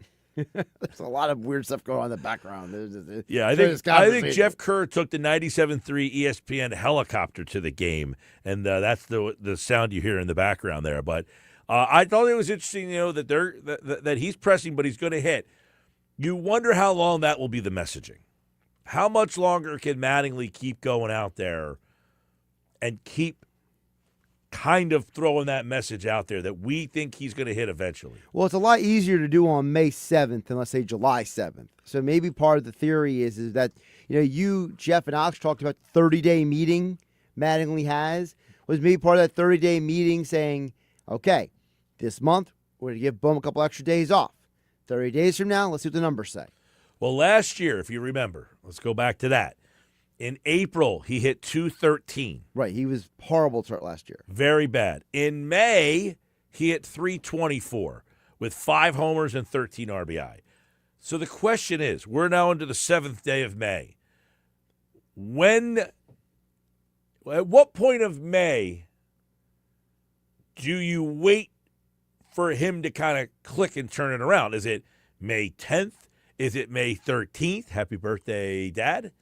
Is it May 20th? Like, how far into May do you keep waiting for the May of last year to start happening? Because in May last year, he hit .324 with 5 homers and 13 ribbies. In June last year, he hit .301 with 2 homers and 16 RBI. So he had 29 RBI and 7 home runs between May and June last year. He hit. He had an .873 OPS in May last year. He had a .510 slug last year in May, which for him is pretty darn good because he's not a guy who hits a lot of homers. And listen, I'm not trying to be that guy, but me and Billy Schweim talked about it Sunday in the locker room about how maybe there is something to all of this family stuff with him. That's that the off the field stuff is maybe impacting him way more than any of us realized. I'm not saying it should be an excuse because a lot of people go through a lot of bad stuff in life. I mean, Brett Favre's father dies. He goes out on, Monday Football and throws like 5 touchdowns. Like, people obviously handle personal tragedies very differently. I'm just saying that, there is something to be said about the fact that Mattingly here explains that he has told Bohm he doesn't want to even at batting practice today. I encourage him not to hit today because he's been working so hard, hitting extra all the time. You can never tell a guy you have to not hit because we still would use him today. It's not like he's going to be sitting over here and the game's on the line in the right spot for him that he wouldn't be used. But, encourage him to take a reset day from the standpoint of grind and take a step back. And then we get back after it. Yeah, sometimes they'll just say, look, I need to get away from the game. I got to not swing the bat for the day. But in the same breath, Mattingly's saying there, hey, we could use him to pinch hit tonight. So, I'm not encouraging him, or I'm encouraging him not to hit, but, just a reset day. I'm just saying, I don't know how long that Mattingly and the team can keep waiting for him to come around before they have to make a decision on what to do with that position. You can't have a guy hitting 150 20 days into May. Can't do it. So, flip side, you also can't play Edmundo Sosa every day because then he starts to get exposed. As Oscar pointed out during Phillies Fastball today, he would like to see Sosa maybe play 3, no more than 4 days a week. Because the more you play him, then his numbers start to dip a little bit. Right. So they have now, they've been searching for this right-handed bat to hit in the middle of the order. And Bohm has been the placeholder. Well, now you can't even use Bohm as the placeholder there. Now, luckily, you've had Marsh have this resurgence, and he has kind of carried you as an outfielder. And then Garcia's hit a couple dingers recently. But you would like, ultimately, to maybe push 1 or 2 of those guys, or both of them, to 5 and 6 in the lineup, or have 1-4, find someone to hit 5. But this goes back to the Dombrowski construction question, right? Doesn't this go back to, hey, you fired Rob Thompson not because of Rob Thompson, but because the roster you gave Rob Thompson isn't showing up? Well, and this is where this is very interesting, because they're winning games right now while Bohm is struggling. Right. So it's almost like they can afford to let him kind of play his way through this while you're winning the games. It's a lot more magnified when the team is not winning and he's struggling. So right now you're starting to win some games. By the way, the Phillies are now in second place in the National League East. Not that anybody's really, we're not like heavily watching the standings, but you were double digit. I think they were 12.5 games out of first place. Yeah, they were 12.5 at one point. They're now 8.5. I think it was like 2-3 weeks ago. And they're only 3 back of the wild card. And you're not like, wow, look at the wild. But like before, you were like 8 games out of the wild card, and you're almost already like, my gosh, this is going to be a long summer where you're just trying to, slowly get yourself back. Now you're at least back into that race. So my point on that is it doesn't feel like the season is lost because you're now still at least in a playoff race. Right. Whereas before it felt like, oh, my God, you're 8.5 games back. The season feels like it's a lost season. It just shows you how long these seasons are. And I was looking at some of the teams. The Cubs have won like 9 straight. And you just played them. The Braves have been, and you played the Braves. But I'm looking at some of the teams. Did you know the entire Central Division, Chicago, the Cardinals, the Brewers, the Pirates, and the Reds. The Reds were in first place the other day. Now they're in last. All 5 teams have a winning record. Yeah, that's wild. Impossible. It can't happen. Well, of course, when you play the Phillies. Well, I'm saying, my point is, all those teams are kind of ahead of the Phillies right now. Right. Every one of them. Every one of them. So that's not sustainable. You have currently in the West, the Dodgers are a half a game up on the Padres. Those 2 teams seemingly are good. Arizona, Colorado, San Francisco, they're already starting to fade a little bit. And then you've got already Miami has lost 4 in a row. So I think Philadelphia is going to be able to kind of get themselves back into wild card position here. That should be something that you don't have to worry about. But catching the Braves is going to be very difficult. The Braves have won 7 out of 10. That team's very good. You're already 8.5 behind them. But you can sweep the A's tonight. 609-403-0973. You sweep the A's, you keep the winning good, and then this weekend you're playing the Rockies. It's good to see them play. But they definitely have some questions that they need to kind of figure out. This Bohm thing, what do you do with so? And I asked the question during Phillies Fastball today, could they have not looked at Sosa and told him during winter ball to go play some left field, learn how to go play at left field? Like if you said, our option is Otto Kemp to play left field. I don't understand how you say to Sosa, listen, we want you to have a bigger role. You want to go learn how to play left field so we can get you some more playing time? Would it have been preposterous to say, can you go shag some flies in winter ball, and then when you get back for spring training, let us know how you feel? And if you want to go out into left field and play left field during spring training, we'll throw you out there. Who the hell cares if you mess up in a spring training game? See, now you're thinking with too much logic over there. I don't understand it. All right, coming up, Flyers, big one tonight, season on the line. What changes do they have in store? What are some of the things Rick Tockett's crew can do? We'll talk to our Flyers insider, Kevin Durso, coming up next on the Sports Bash.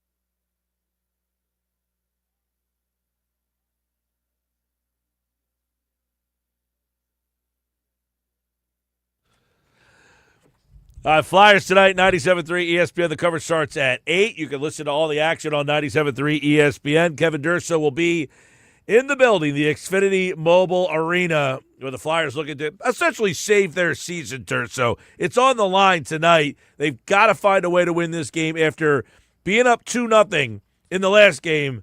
It can't be, well, they got to get that early goal. They got 2 early goals last time and couldn't hold on. They're not going to have Noah Cates tonight. They still won't have Owen Tippett. What are some of the changes that this lineup will have tonight with Tippett out again and now Cates being out? What does that do for the lineup? So Trevor Zegras is going to move back to center. Denver Barkey's going to continue to play center. Carl Grundstrom stays in the lineup. Garnet Hathaway comes in. A lot of line shuffling going on. We'll see exactly what it looks like at warm-ups. They didn't have a full morning skate. It was an optional. So with several players choosing to take the option, we didn't get true lines, but we know which players are in and which players are out, it appears. So that's where the lineup stands. Nothing changing on defense from game 2, and obviously your goaltender remains the same as well. So when they bring up Lutsenko there, it looks like they're not going to use him in the game. Would you have put him in there for his speed? This is a team that obviously struggles in that category against it. Is he a good fit for a team like Carolina? The speed could be, but the lack of experience would probably not be a good fit for this series. And when you consider he's coming from playing junior hockey, and it's a totally different level, not only just to jump into an NHL game, but now say play in critical second round Stanley Cup playoff games. I just don't see the fit. To me, he's here like a lot of these guys are as call-ups that get the practice time with the big club, but aren't going to see any real game action. So, some of the changes that they have made, are any of these like, okay, I kind of like what they've done and this change and how it's going to play out? I don't mind them moving Zegras back to center. I think that could be beneficial. I think Grundstrom being in the lineup is designed to have somebody who you've had play throughout the course of the season that has some of that speed factor to his game. I do like the idea of keeping the fourth line as close to intact as possible to kind of keep it playing to that identity. I understand where Tocchet's coming from with that, but you're not really looking. I don't really think you're looking for too many things that are game breaking per se. I think especially also when you look at the way they played game 2, you really just want to match that level of intensity that you played with. Yeah, you took the 2-0 lead and then didn't build on it and ultimately saw a game slip away, but Tocchet was very complimentary of the team for the way they played in that game. I guess especially compared to game 1 when you were really, outplayed and kind of looked overwhelmed. You handled game 2 so much better, deserved a better fate. Play like that again, and hopefully this time you come out on the right side of it. You finish a little more often. Maybe take advantage if there's that many power plays in the game. Take advantage of one more there. Who knows? That could be the difference in winning or losing a game. How much does losing Cates in your mind? I mean, to me, novice here, to me, he's steady Eddie. He's the best forechecker they have, probably the best defensive forward. I feel like Cates, he was the guy I picked to be my star in game 2. I feel like losing him is a big blow. It is a big deal, especially when your coach comes out and says that's Mr. Consistency for us. That it's hard to come back from that. It's been I think ironically the two players that aren't playing tonight, and let's face it, it takes a lot for players to not play at this time of year, even with the worst of injuries. So whatever's bothering Tippett fully, and whatever happened with Cates, which at least with Cates we seem like we have a little more video evidence with it. It looked like he took a puck off the inside of his skate, more along the boot area, so we can kind of assume that lower body injury is probably something with a foot or an ankle or something like that. But to take those two guys out of the lineup and have them be the speed factor and the consistent defensive and forechecking presence, it hurts a lot. And those kind of guys, like, you can try to pull players from wherever, really, whether you want it, you could have said we wanted to give Lutsenko a look.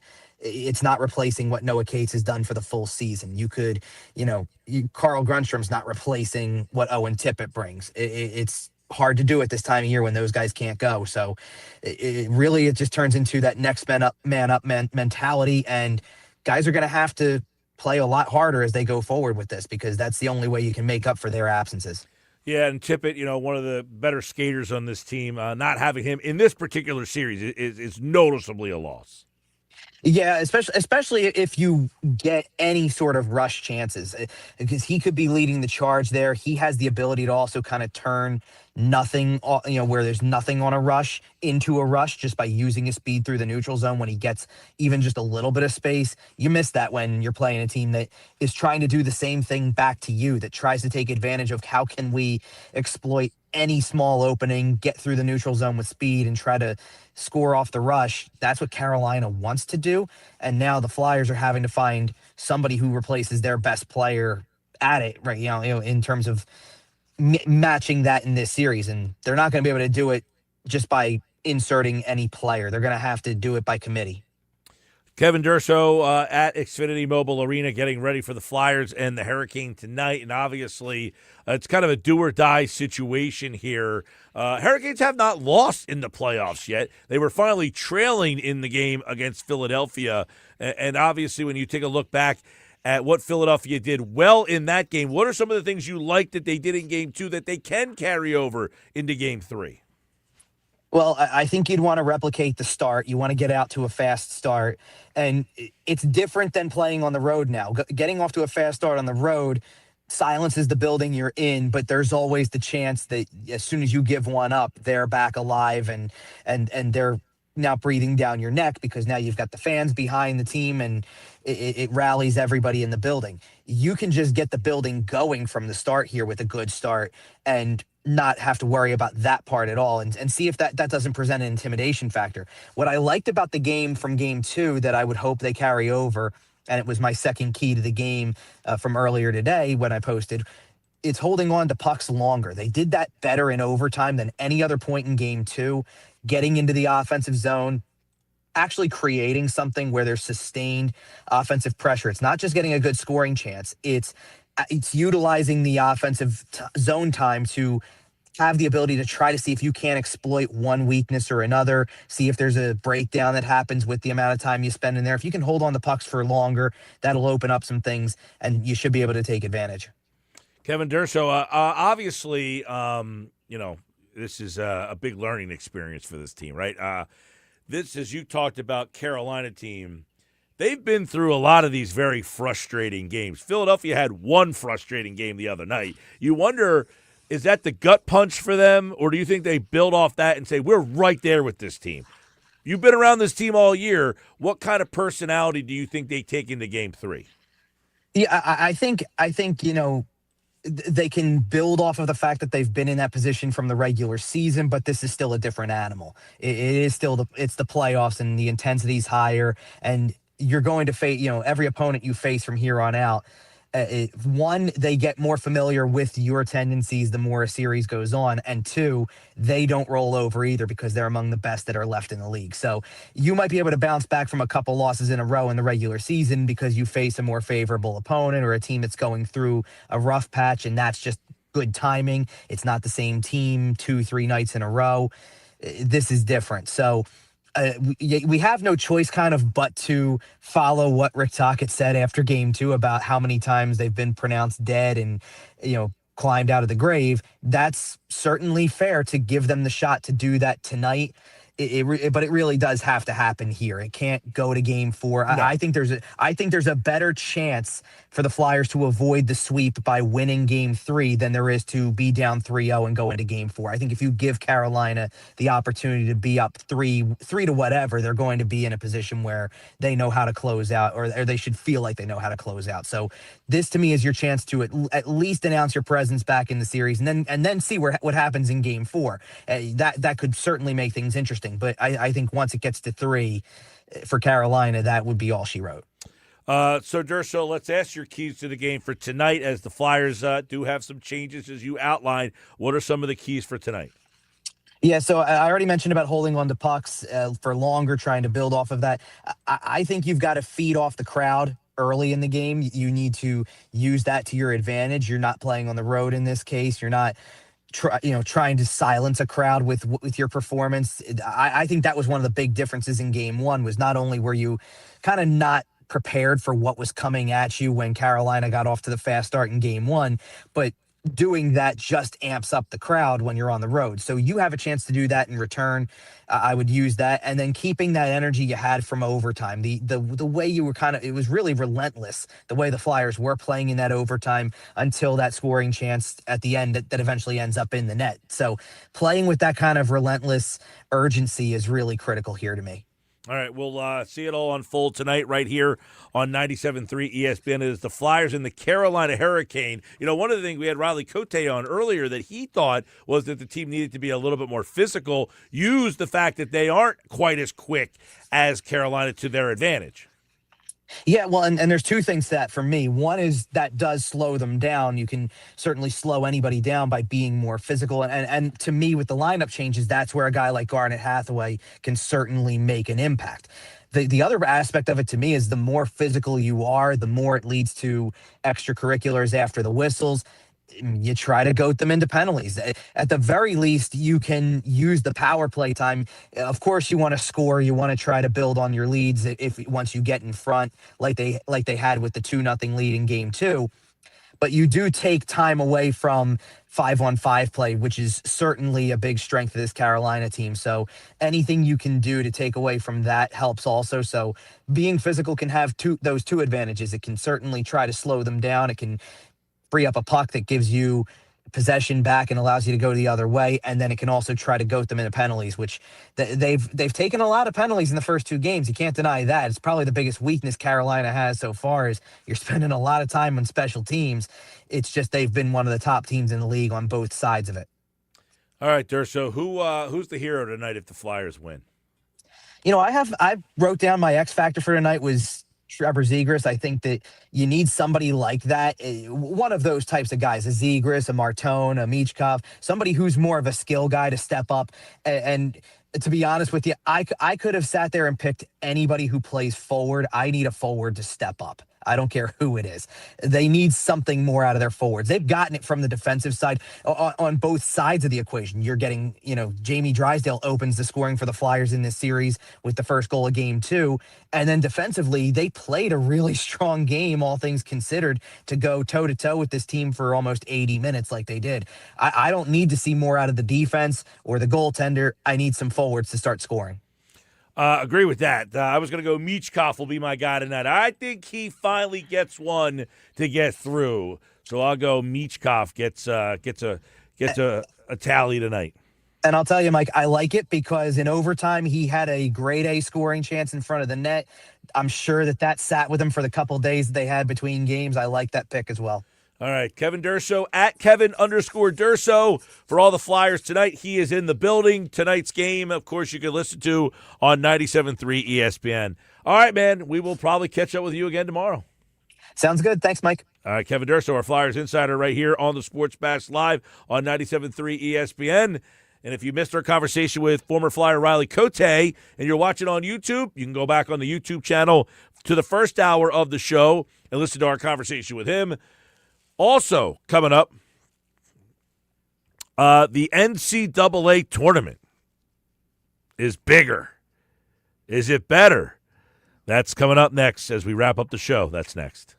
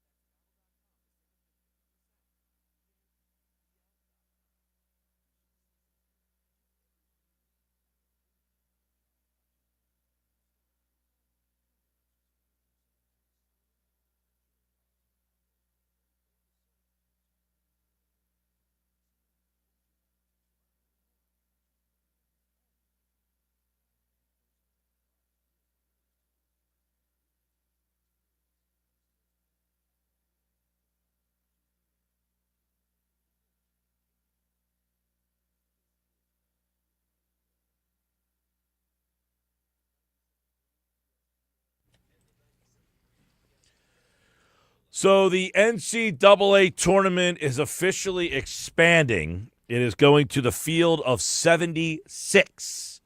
So there will be 12 automatic qualifiers, 12 at-large teams, 3 games per day at the 2 sites. So what's going to happen is, the first 4 that is usually Tuesday, Wednesday. Yeah. That would be 4 games, 4 automatic qualifiers, 4 at-large teams, 2 games per day. It will now be 12 total games. 12 automatic qualifiers against 12 at-large teams, 3 games per day per site. So that first 4 is now becoming the first 12. So basically, anyone who does a playoff bracket, like if you are somebody who loves to do the brackets every year, you can't wait till Wednesday night. You got to get it done basically Tuesday morning. Well, there's 2 things now. From somebody who loves the NCAA tournament and has run the bracket for about 25 years, you have to either now include those games into the bracket, where before the first 4, you didn't make people pick them. But if you wanted to pick one of the teams for the first 4, you could. With 12 games, you're going to have to now pick those games. You're going to have to say you need, and they have to now count in the bracket, right? Yep, they have to. Because what happens if you pick one of those 12, right, and that team, like this year, one of the play-in teams made a deep run. If you have a team that wins in the first 12 and makes a deep run to the Sweet 16, the Elite 8, you want credit for that. Yeah, you have to now. So if you're running a bracket, here's the challenge at hand. You got the selection show on Sunday. Yes. You have literally Monday to do the bracket. You got to and all day Tuesday. Although there's 3 games on Tuesday. There's 3 games. Are they going to be staggered early? Like, when are they going to start those games? Wait, is that going to be like a 4, 6, 9? Or are you going to do Because normally they do what, like a 7 and a 9:30? It's usually like 6:30, 9 or something like that. So, yeah, I mean, if you're running a bracket now, you're probably going to have to give people one day to fill that bracket out. Now, the good part about that, I guess, is Selection Sunday, you say, hey, you got to get this back to me tomorrow. Or else. Because one of the problems we always have is Thursday morning of the tournament, the game start at noon, I'm chasing everybody maybe around. The sense of urgency will instigate more action? That's my hope, but I don't like this. Now, I said if I was going to ruin the tournament, I would have just full-fledged ruined it. Just go to 96 and have 2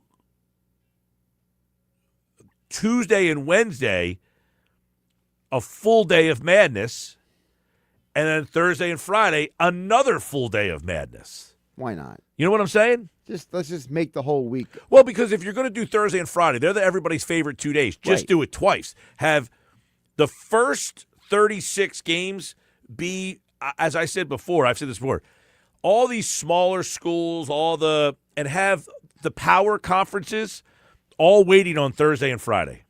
Put all the Cinderella teams and all those teams who they get extra bids and everything, they go into this field of 36. They play their way into the field of 68. And that's how – so you get 68 at-large teams, right? They're already in. The field of 68 is the 68 at-large teams. Now it sounds more like a martial arts tournament. I don't know what that means. Wait, you never seen like Mortal Kombat or Street Fighter? I saw Karate Kid. Tekken. Daniel LaRusso fought all day long. He just kept fighting all day. He took out Johnny. Oh, it's a great show, Cobra Kai. Johnny and Daddy reunite. I never saw that one. It's on Netflix. It's great. Flyers hockey tonight on 97.3 ESPN. You know what? I feel like a Flyer win tonight. Nasty Knuckles, Riley Cote said Flyers win tonight. I'm going to give the Flyers a win tonight. By the way, my guy, you talk about Durso, about who the guy is. I think it's going to be Konechny. I think he's mad he didn't get that goal the other night. You're going Konechny. I'm going Michkov. I think Michkov is the guy we're talking about tomorrow.